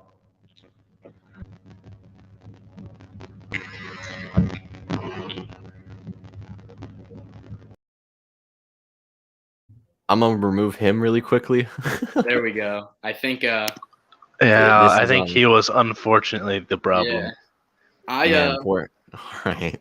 I think it's because he took out his AirPods because I think it was just feedbacking from the computer like into itself and then You just might getting need a louder. headset. Let's I, try Carson again. Yeah. I see some comments right now from How is Your- comment one of your section. guys. Will, how we feeling? Gary, I like it. I think DeAnthony Melton brings. I mean, I couldn't even tell you what DeAnthony Melton really brings, other than the fact that he's going to be a better bench piece than anyone we currently have. So that's where. All right. So, another part just got inserted into the trade. Danny Green in 23. All right, that's fine. That's fine. Danny Green in 23 for the DeAnthony Melton, I am still good with. He tore his ACL like in Game 6. Sorry, my dog was barking. Have my mom in here. How you doing, Mom? I did just see the Danny Green to Memphis too. So I think that's a great selection. Not selection, great trade. yeah, I think so I'm not too. gonna lie, this guy wasn't even on my radar. I've David Roddy was never Yeah, whoa. heard. The only way I Although- know David Roddy is from that Michigan-Colorado State game in the Well, tournament. that's the There thing. you go. Carson. I had no idea what the issue was, dude. We like, think, bro, we think what it's is because going you took on? out your AirPods. Yeah. Yeah, they died. So Oh, okay. it was going through my speakers. Mm. And now there's a insane delay on Carson's end. I'll just. But I think Oh, this is gonna be really tough for him from this point forward. But now I did not expect that pick by Memphis at all. Yeah, I really have to look up David Roddy. I've never. He wasn't on my radar. Roddy, gonna just he look. was the I forget what conference Colorado State is in, but I know he won the conference's player of the year. Like this guy was like owning his league. Yeah, like I know that a Cardinals tight end Trey McBride went to Colorado State. And I Yeah, know that yeah. it's some weird conference. I think It's the Mountain West. it's the Mountain West. Mountain West. Real sick. All right. So I'm taking a look at some profiles of David Roddy on NBAscoutinglive.com. David Roddy is a strong mobile forward that has been having a very good junior season, physical specimen that will outwork his opponents to score and grab rebounds in the paint. He plays taller than his listed height, unselfish, can pass and handle the ball, get some assists, and he improved his jump shot this year. So that's like the only extent that I can really provide on analysis for him. But I think that it's a replacement for Melton, and I think with their development staff, Memphis is I think pretty he'll be good at fine. that. And he's one of those high motor guys that they'll love to plug in. Ian it'll and fit well with him. Stuart and Carson, I wanted to say, like, I think this is where my time is going to end. I think I'm going to head out now. The Sixers got to 23. I got work in the morning. Like, I got stuff. I'm going down the shore tomorrow, so I got to pack up, do some things. I really appreciate you, Ian, having me on. Carson, Yeah, of Stewart, course, nice my to man. meet you guys. Yep. Nice meeting you, Doug. Yeah, it was awesome. Ian, thank you so Nice to much. meet you. I would love Absolutely, to get back my on man. here again. Absolutely. Stay safe, Yes, my sir. man. All right. All right, Talk I'll see you soon, Ian. All right. So that's all my college And- friends leaving me. So that sucks. And then there were three. Then there were three of us. So now we go to. Yeah. All right. So they just picked up my TV And is I'm only- frozen. I'm only So- making it through the first round because I'm on Gotcha. Eastern time. It's Yeah, 10:30. Yeah, I might have a to lot leave of after the first round. he's on Eastern time. He's from Philly. Yeah, kinda I rough. think I'll probably only do first round. I think it's going to be pretty extensive if I did the second Yeah. round, and I'll just make another episode later tonight. I now have to resort to Twitter because my TV is frozen. I'll have you guys carry the show really quickly while I try to refresh my TV. All I'll right. be right back in a minute. Yeah. This pizza's is good. Dude, that AirPod business is no good. I see you pull out a full piece of pizza. Yeah, I'm hungry, man. That's gonna be in Ian's clips of the year. Oh, I hope so. Stuart I pulls hope out so. a full slice of pizza, and I'm just there During dying. draft. What are we at? Pick 24 Uh, here? Yeah. So I know they're gonna take a shooting guard. I know it's not gonna be Your Ty guy's Ty. still out there. Jaden Hardy's still out there. I'm hoping it's Jaden Hardy, Blake Wesley. Like EJ Wesley's Liddell not. would be, he wouldn't fit. So, like Yeah. kind of unfortunate, but he just wouldn't fit. So I'm Mhm. thinking it's Blake Wesley, Jaden Hardy, or how do you say his name? Barjon Beauchamp. So Oh, yeah, Bo it's one of those three. Yeah, I think it has to be one of those three, too. All the other, Marjan, no idea. But yeah, it's got to be one of those three. I'm thinking it's I would- Hardy. I think I would Hardy really just fit like best Jaden with you Hardy. guys. Yeah. I Jaden think Hardy's he would a just stud. fit so well. And his potential is Sky high. Yeah. Yeah, I like that pick for you guys. Man, I was kind of hoping the Suns would trade up here and make it interesting for us, but I guess it's probably not going to no. happen. I think it's going to be second round. I know that me Yeah. personally, I'm going to stick through the second round, probably off stream. Mm-hmm. But do you guys have any? I know like me and you, Stuart, we're both Suns fans. Carson, you're a former. What are your expectations for your teams Here's in the pick. this offseason? I think that we all have high expectations. We're all championship contending teams. The Suns are a little bit up in the air, but just where do you stand on what do you think the Suns and the Bucks should do? Well, I'll let Carson talk first because his pick just came through. Not his, but the Bucks pick just went through. I don't think they need to do anything. I mean, they just got to re-sign Bobby Portis. Re-sign Bobby Portis. You keep the same lineup. I mean, I don't think you need to do anything because you got Pat Connaughton, Bobby Portis coming off the bench, and now you got Marion Beauchamp. So hopefully he can step up. Jordan Nwora, who's basically unheard of right now. Like he's like a Chris Middleton, but with potential. So yeah, Nora, underrated in some sense, right? Like he's just more so a rotation player than anything else. But he flashed some pretty good shooting, and it's weird. Like he has an unorthodox form. It's it's to his left, and he's a righty. It's definitely weird. He's got some potential for sure. I think that well, for my TV, I haven't seen Margin Beauchamp yet. I'm still on the countdown, but that's a good selection. He's streaky. He's a good defender.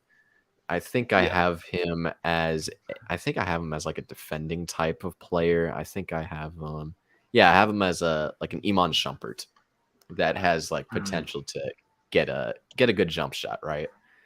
Yeah. I know the Bucks love their 3-and-D guys. Let me tell you that. That sounds like him. Yes, Stuart, our Suns. What do you our expect Suns? from us? As boring as it sounds, I'm almost expecting nothing.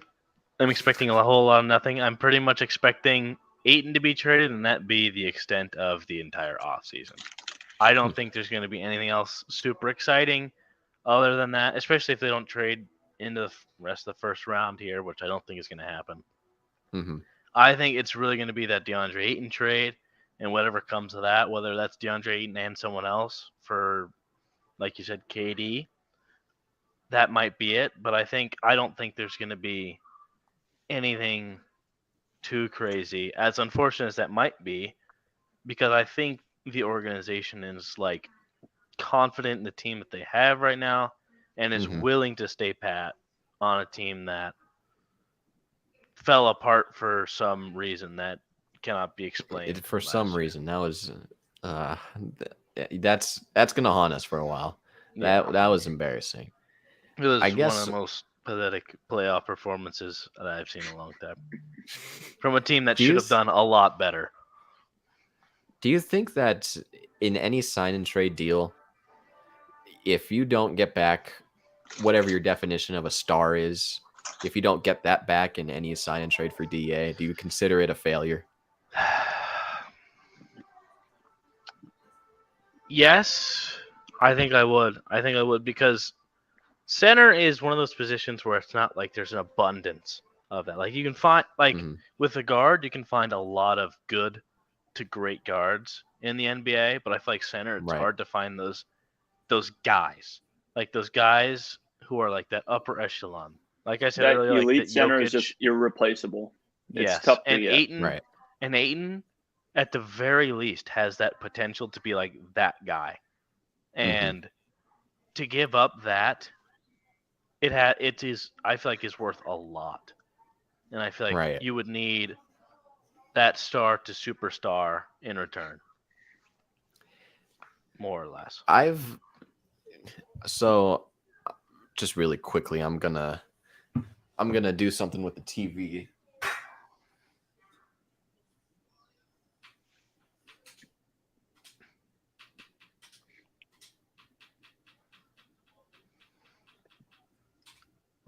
is in for San Antonio. All right, so now I'm back on track with everything. We could go There to we go go. to San Antonio.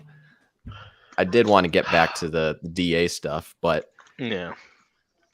Blake Wesley, like he's still there. Like he He's should, still here. I don't know and how he's still here, but he's there. if he gets there, it's fantastic value. And they end Yeah. up with three of my favorite players in this draft. I think they Mhm. should have taken Blake Who did Wesley the before Spurs take earlier? Sohan and Malachi Branham. Branham. Yeah, Great those are- selections. Yeah, I think I'm that less if they high get- on Sohan, but I like Branham a lot. I think that was a great pick. And I think Wesley right here would be a steal. I think it would be him or Mhm. Bryce McGowan's, who, I think they are going to try to go after a wing, maybe a defender. I think either of those two players would be nice for them. As Yeah. the Spurs are now up, Adam Silver's at the Is podium. Ty still out there? Yeah. Yes. Ty's still out there. Nice. That's nice. Blake Wesley And there it to is. San Antonio. That's There it is. for me. It personally is an A plus. Just given like I'm very high on this dude. I like I Blake think that Wesley a lot. I think. Do I want to go? I don't want to say anything like he'll be the next Jordan Poole, but I think that he'll have like 2 to 3 years worth of great progression, and Mhm. he'll be one of like the the more popular names in the league. I'm Yeah. a big fan of Wesley, and in San Antonio where there's players that are going to be heading out. This is an excellent spot and a prototypical Greg Popovich pick. Yeah, Yeah. I like Blake Wesley here a lot. I think he fits that team super well. I would have loved to have seen the Suns trade up and get him, but Right. I just don't think that was going to happen. They can still trade up and get Ty, which would be interesting, but Right. or Jaden Hardy. Jaden Hardy would be cool too. Jaden but Hardy's I still just there. don't think I just don't think they're going to trade up. And the Rockets just traded up with Dallas, so Rockets took the 26th pick. So we'll Yeah, see how this that was goes. in the Christian Wood trade. Just a No, couple weeks okay. ago, Yeah. which is a very unorthodox trade. I didn't get into it in the podcast Mhm. yet. It's interesting. Like he's not a great fit in terms of his defense, and that team in Dallas really prides itself on defense and Mhm. switchability. I think as an Yeah. offensive piece, he's a great fit. He's Mhm. able to shoot the ball. He's able to score on the inside. He's just an absolute zero next to Luka Doncic on the defensive end. He's Yeah. gonna have to be Those are coached two up. guys you can exploit defensively, and that's risky in that situation. I feel like. I think that the great thing about it is that they gave up no rotation players and a late first round pick for him. Yeah, like I You think know, they gave up pretty good. practically nothing for a guy who can boost your offense dramatically. Yeah, for the couple people that are here, it was Boban Marjanovic, Sterling Brown, Marquise Yeah. Chris, Trey Burke, pick 26. People who To weren't going to Dallas. play anyways. Yeah, like they weren't playing. They weren't a part of that rotation that made it to the conference finals just this past season, even though they shouldn't have. Let's be honest, but it's There's no way. it's unorthodox. But I think that if you're getting a 17 point per game double machine for nothing, you go ahead and do that every time.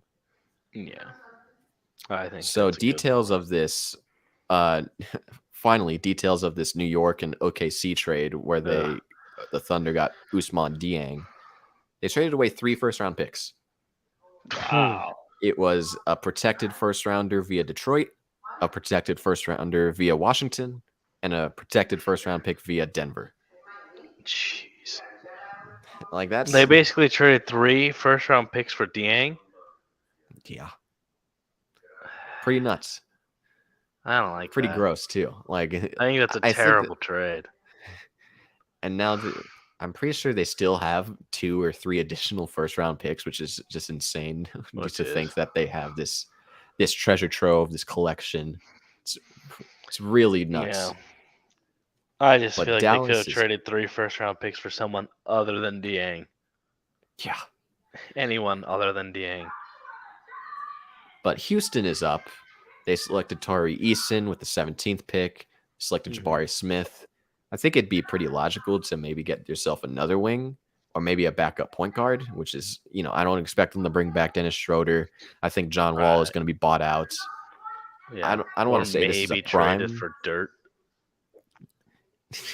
I think that I wouldn't say prime spot for Ty Washington, but I think that if they're looking that for makes another sense backup for point sure. guard, it makes sense. And, That does make a I lot spoke of previously about Kevin Porter Jr., who just, he has a fluctuating attitude and personality.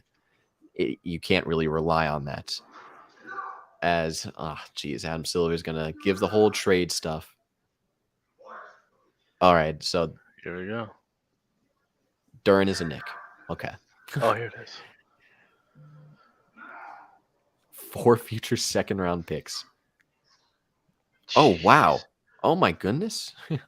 Wait, So what? So the Sharks got... I'll wait for this pick. Wendell Moore. Pretty interesting pick. But another interesting... Yeah. So, Minnesota actually got this pick. Yeah. So this is... I don't know how they acquired it yet, but that's a pretty interesting little nugget. So we could go to Minnesota. Wendell Moore. To me, I think Wendell Moore he's going to be a role player. I don't see too much upside. He was a top prospect with Duke, as is every single prospect that goes to Duke. He's a great athlete.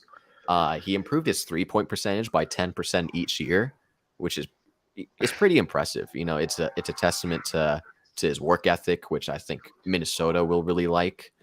A majority of his buckets came from back cuts. It's an underrated skill that not a lot of NBA players utilize. I think that he's just going to be a straight bullying defender. I think that he's going to be really nice on the defensive end. I view him as like a Bruce Brown in Brooklyn. Just a fine 3-point shooter, has improved every year on the offensive end and has all been a really good defender. I think that this is a pretty nice move, considering that Jake... No, not... I forgot that Jake LaRavia wasn't a Timberwolf. Whoever they picked at 22. No. I forgot who they picked at 22. I think that Wendell Moore is a better pick. Yeah. So I wanted to touch on the Suns thing one more time before we got into this next pick. I think that I think the most realistic star player that we could get, KD is, that Kevin Durant is probably going to be, I don't want to say probably going to be a Phoenix Sun, but he's going to be in the market. I certainly believe that. I think if you look at the 4 interested teams, I think it'd be pretty logical to look at Toronto. I haven't talked about this talking point yet, but I think that it's going to be hard. But if you do like a DA, Jay Crowder, Torrey Craig, first-round pick package for Pascal Siakam, I think you match up better with Golden State. I think that for Toronto, I think they're really trying to get together a traditional lineup with a bunch of these bigger lineups that are in the East. I mean, look at Giannis on the Bucks. That's you can't have a small lineup really in the East. I think that Pascal fits everything that the Suns could really use. Who do you think is realistic in any DeAndre Ayton scenario? Yeah, I like that Pascal Siakam idea. I feel like you could almost do a 1-to-1 in that situation. I feel like they're both very comparable players in how much they're desired. I thought Jeremy Grant with maybe another pick or two was a really interesting one, but that's kind of out the window now. Yeah. I mean, yes, there's KD, but you'd have to give up a lot more, which I don't know. If I were the Phoenix Suns GM, I don't think I'd be comfortable with. Like, I don't think I'd be comfortable giving up Mikal Bridges and DeAndre Ayton for Kevin Durant, because you just lose so much defensively in that situation. I just don't think that's going to be worth enough that's hard. It's crazy to say that for Kevin Durant, who is like that guy, but I just feel like it would almost hurt the team more than it would be a plus. I think it's really tough. I don't really know like a 1-to-1 trade that would be realistic. I like Pascal. That's a good one that you brought up.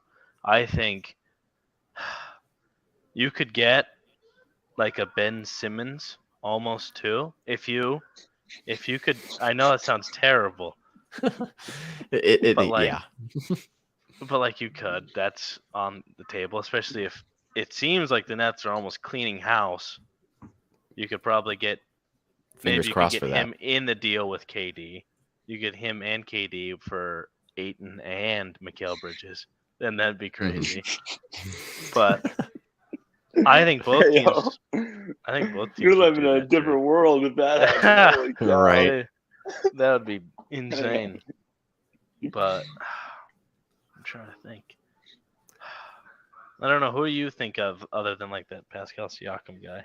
And Well, the only other player on my mind is Kevin Durant, and that's the only person that I will think about. yeah, But in terms of like these other destinations, it's difficult, right? Like yeah. Toronto, The- like like you would hope Pascal, but it'd probably realistically be like OG Anunoby. If you look at Yeah. San Antonio, it'd be like Jakob Pertl, Devin Vassell, plus maybe Jeremy Sohan. It's an interesting. And I feel It's like hard to. It's hard to come with, up with like- a interesting. I'm gonna keep going. Sorry. yeah, no, you're good. Go ahead. I think that's it's really hard to come up with a package right now. Mhm. I only asked you because you have a very very good knowledge of the team and Yeah. what you would like to do. It's so hard for me to figure out what I want to do other Mhm. than get a star player. I just think that this Yeah. is a situation where we're just gonna have to wait and see. It's see it what comes a point where happens. I get really sick of just talking about Mhm. DeAndre Ayton because it's just gonna be the same stuff that comes out each day. Yeah. What I think would be super interesting is a trade to the Hornets. Miles Bridges is an option in that trade. Hmm. If you could get like maybe a Miles Bridges and like a Kelly Oubre in there, a DeAndre Ayton for those two players, that would be a very interesting trade. Because then you get a good, like, strong power forward in Miles Bridges, who I think you can mold into a great defensive player, at least Right. plus defensive player. And that would help in like the situations where you're going up against those like bigger small forwards, power forwards like a Brandon Ingram. I feel like that could help in those Mhm. situations, and you could just stick Mikal Bridges on the smaller, more quick guys. And yeah, I guess there'd be a little bit of hole at center, but you just kind of have to figure that out later. Mhm. And then you could get a 6-man in Kelly Oubre, who I think would be nice, along with a Cam Johnson that you have. And then you have a nice, even better backcourt or second rotation. Right. So the Miami Heat just selected Nikola Jovic, and he was personally one of my favorite guys. Mhm. I came up with a mock trade just like a couple weeks ago, like Gobert to Charlotte and the Jazz would select him. I just think that his versatility all around is as an all around offensive player, a good team defender, really does remind me of Mhm. Gallinari, Dario Saric, and Yeah. in Miami, I think that they do really well with a lot of these just role player types. I think that he could be a lot better and more consistent than a guy like Max Strus or Duncan Robinson. I think this is a very good selection. I had him ranks 20th on my board. I think it's a great Mhm. selection for Miami. What do you guys think? I like that pick a lot. I would have liked them taking Ty, but Get getting a better backup point guard, or maybe even just a Yeah. younger point guard with upside. Is Gabe Vincent really going to be their point guard of the future? Do we really trust probably that? not. I hope not, Or- for their Or sake. cheeked up Kyle Lowry. Jeez. So we have 3 picks left before the end of this show. It's been an awesome show. I wanted to talk about the offseason a little bit more. Wanted you guys to give some of your predictions if you guys have any. Well, prediction, I was expecting Pat Connaughton to decline his player option, and he accepted it for $5 million. He saved the Bucks $5 million. That was clutch. Mm-hmm. So yeah, I mean, that really is. I thought he was going to get a bigger contract. Yeah, I don't know what they're going to use with that money. Maybe just like the minimum contracts. Mm-hmm. But I mean, that was clutch. Then just re-sign Bobby Portis. And I mean, you can get the potential trade for PJ Tucker, or not trade, sign. Mm-hmm. But like I said, for us, like there's not really any moves we need to make. Just we're good. How about like other teams, like maybe what another team would do? Because I think that Ayton will end up like a Piston, but I also think like Levine is going to return the Bulls, just like outside of the NBA, outside of our teams. Yeah. So like, I think that Gobert gets traded. I think that he'll end up going to Chicago. Yeah, I think that's. What do you think is the package in return for the Jazz in that situation? Do you think they get like a Vucevic back, or I do think you it think would be just draft picks? I think it would be Vucevic. I think that'd be the logical replacement. Mm-hmm. And I think that Utah would ask for Patrick Williams. I think that's a little too much. I would also include, another first-round pick. Maybe they trade the draft rights to Dalen Terry to Utah.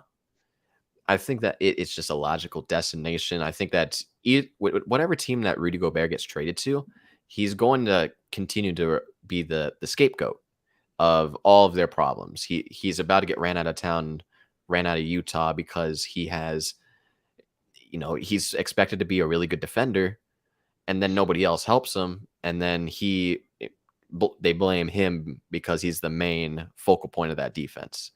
I think that in Chicago he has Lonzo Ball, Alex Caruso, and in this case Patrick Williams, and maybe they bring back Derrick Jones Jr. That it's better personnel for Rudy Gobert. There's going to be a lot of against Giannis. Like he may not block every single shot that Giannis takes at the basket, but he's going to make stuff a lot tougher for Milwaukee. I think that he really is a disrespected player, one of the most disrespected players in the league. Yeah.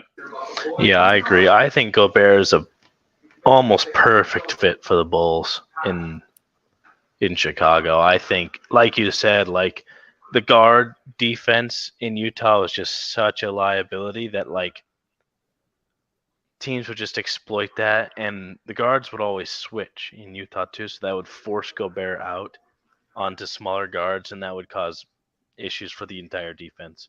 Things like Gobert couldn't really fix. Oh, wow. All right. So Golden State just selected Patrick Baldwin Jr. out of Milwaukee.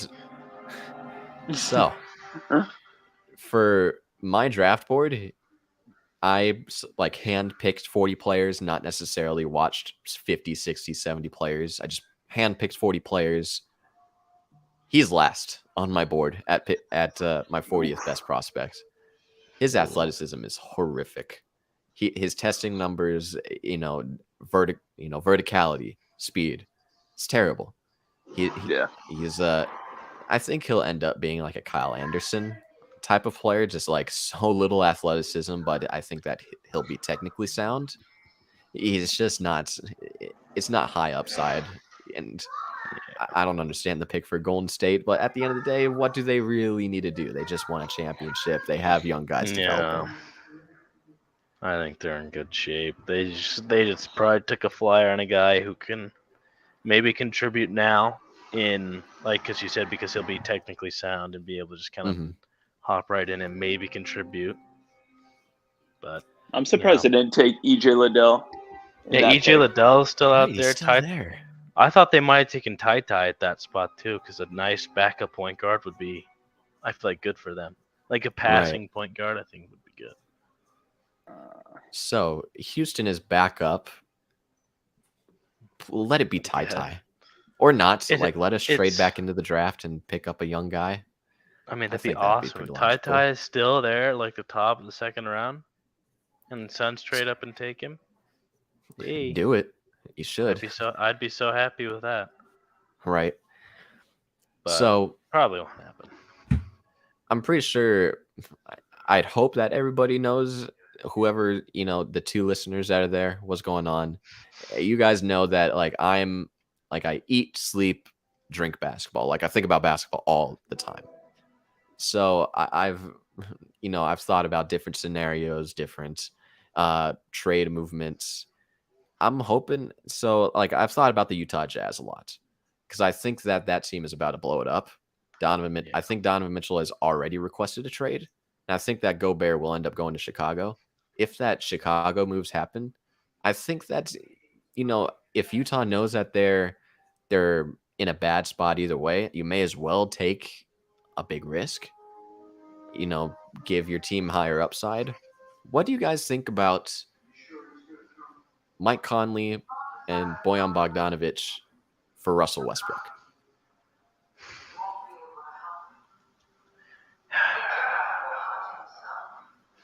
I just think that the Utah Jazz wouldn't do that trade because they get nothing. They're basically just giving the Lakers a hand in taking the cap space of Russell Westbrook. Russell Westbrook's not going to do anything for you, and you're not trying to win games right now. No. I don't think if you're the Jazz and you're blowing it up, there's no reason you should trade for Russell Westbrook, in my opinion. Because I just don't think there's no upside to Russell Westbrook, I feel like. What's a bad player again for your team? That's right. That's right, Carson. As my audio. So I think it's going to be a while before. I think it's going to be really, really tough without the headphones. But hey, we got 10 minutes left here. Here's how I viewed this, that whole thing, right? I think that either way, I think Russell Westbrook is still a good player. I think we're both different in that. I think that he's very much been made the scapegoat in LA. Deservedly so. He played pretty bad, but I think that he still has a lot of great attributes to him. That includes passing. It sounds like you were about to say something. I'll let you say what you got to say. I mean, it's not that I think that he's a bad player. I just don't think you should trade for a guy that's in his 30s now, who's definitely not as good enough player to almost single-handedly take you to the playoffs. There's no reason to trade for Russell Westbrook, in my opinion, if you're the Jazz. If you're trading Conley and Bogdanovic, you're trading them for picks. You're trading them for young guys, not for some old veteran that's arguably not very good anymore. So I think that when you look at Conley and Bogdanovic, I think that they're a lot older. I think they're a lot slower than they used to be. I think that their value really depleted, especially in a down season. I think in this case, you get Vooch, you get Kobe White, and then you get Russell Westbrook. You have a high upside offense that includes athleticism in both of your backcourt, and then a pretty good offensive center. And if you take a look at for the Lakers, you're getting the cap relief, right? You get two fine players that aren't necessarily moving the needle, but you're getting back.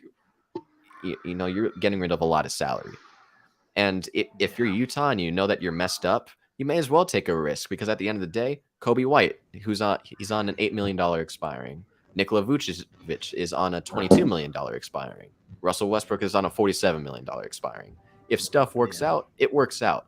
But if it doesn't, you just got $75 million worth of cap space, and then you could then trade Donovan Mitchell for a number of picks, a number of players, and you'll be set up pretty nicely for the rebuild. Yeah, I just feel like The problem with it is you're going. It's one of those situations where a team like half commits to the rebuild. In that situation, like, oh, we're rebuilding, but we're also playing for now, and I feel like that's a lose-lose situation for a lot of for like in a lot of cases. Like, this is completely not basketball related, but like I look at like the Arizona Diamondbacks, and for the past like 6 years, they've been in this limbo where they're like, oh, we're gonna trade for these big guys, and then they end up playing well and they make the playoffs maybe or miss the playoffs, and then they end up just kind of being stuck in this mediocre tier. Where I think the same thing would happen to the Utah Jazz, where they've kind of been this good to mediocre team for the past 5-6 years. And I think this would just make that go longer, and they wouldn't. It would slow. I think it'd slow the rebuild by like 2 or 3 years at least. A trade like that. I think that we could have thought the same thing for Houston, but I think that they're in such a good situation now that they got rid of Harden. They tried to retool around him in his final season there with John Wall, Christian Wood. They brought in Boogie. That was still a pretty solid team. And if stuff doesn't work, they ended up pulling the plug, and they got, at that time it looked, pretty bad considering, they got back a bunch of role players in the end. But they ended up, they look like they're going to be ending up in a pretty good spot. And I think that with Utah, I feel like he already requested a trade. I think that they're gonna do one more go, and if you want to do one more go, you may as well go big with high upside guys. Yeah, but I feel like they've been saying one more go for the past 3 years, and I feel like that's what Jazz fans have been hearing for the past 3 years. Like, just please trade everyone or figure it out. And I think Jazz fans are almost sick of hearing like, oh, we'll just give it one more shot, one more year with this guy or these two guys. And I think they're just ready to see it all gone and just start over. Fair enough. So, pick 29 ended up going to Houston. They finally selected Ty Washington. Yes. Great value, great scorer. I think that his playmaking needs some work, especially if he's going to continue to play point guard. I think that he's going to be a pretty solid rotation player if they view him as that. I think that he does have, like, at his peak, a star level, maybe like that 8 to 10 range of, top point guards in the league. I think that's his upside. It's the next selection. There's no risk in it. Yeah. They got back a haul. Mm-hmm. They did well. Thunder pick up. Oh, this is the Nuggets trade. This is a JaMychal Green trade. Peyton Watson, who was supposed to be really, really good for UCLA. I mean, on the screen says he was a number 12 recruit in the country. Yeah. And then just got virtually no playing time. And I think the interesting part, I can't remember if it was him or Kendall Brown, but they ended up skipping on the combine when they when they very clearly should have stayed and went into the combine, or maybe stayed in school another year, maybe transfer. Mm-hmm. I think that this, again, I think Denver is pretty solid at development. Yeah. I think that as an athletic freak as he is, I think that there's no risk for Denver. If it doesn't work out, fine. Yeah. But you get a guy with a lot of potential. I think that it's a fine selection. Yeah. I agree. I like that. And I like that pick. I think with that being said, we're just about to wrap up. If you guys have any final words, final thoughts on the draft, if you just wanted to say something, go ahead. King's blood. That's really funny. That's some great final words. Really happy to hear that, Carson. So, okay, Stuart, final words. I just hope that whoever the Suns pick this second round, I hope it's someone good. No. uh, no idea what you're saying, Carson. So there's going to be a lot of funny clips at this point Oh, in the stream. It's 3.5 hours long. This is a pretty long stream. I hope it wasn't as tough of a listen as it was, like how one of my first episodes that I've ever done was. Like that was really tough to listen to. I think that this flowed pretty well. How did you think of Will and Daniel? Well, he knows us, we didn't really get. Sorry. sounds good. You guys not hear me? You guys are. Oh my. Yeah, you're pretty static right now, my man. You sound like a knockoff Transformer. Knockoff Optimus. Yep, knockoff Optimus Prime. Yeah. So I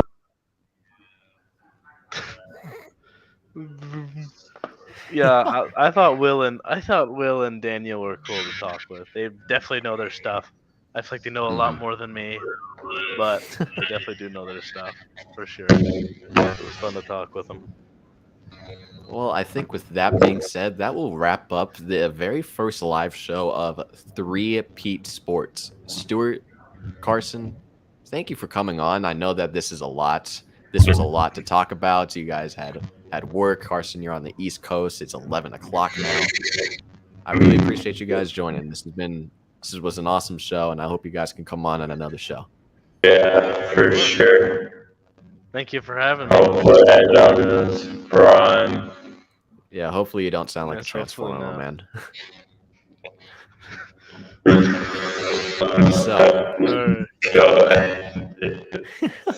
So it'll be the end of the episode, the end of the show. I think everybody that has tuned in, for the one viewer that's here, I appreciate you for staying for these 3.5 hours. Follow the Twitter at Ian B. Monhe. Leave a 5-star review. Subscribe to this YouTube channel. My name is Ian Monhe, and we are done.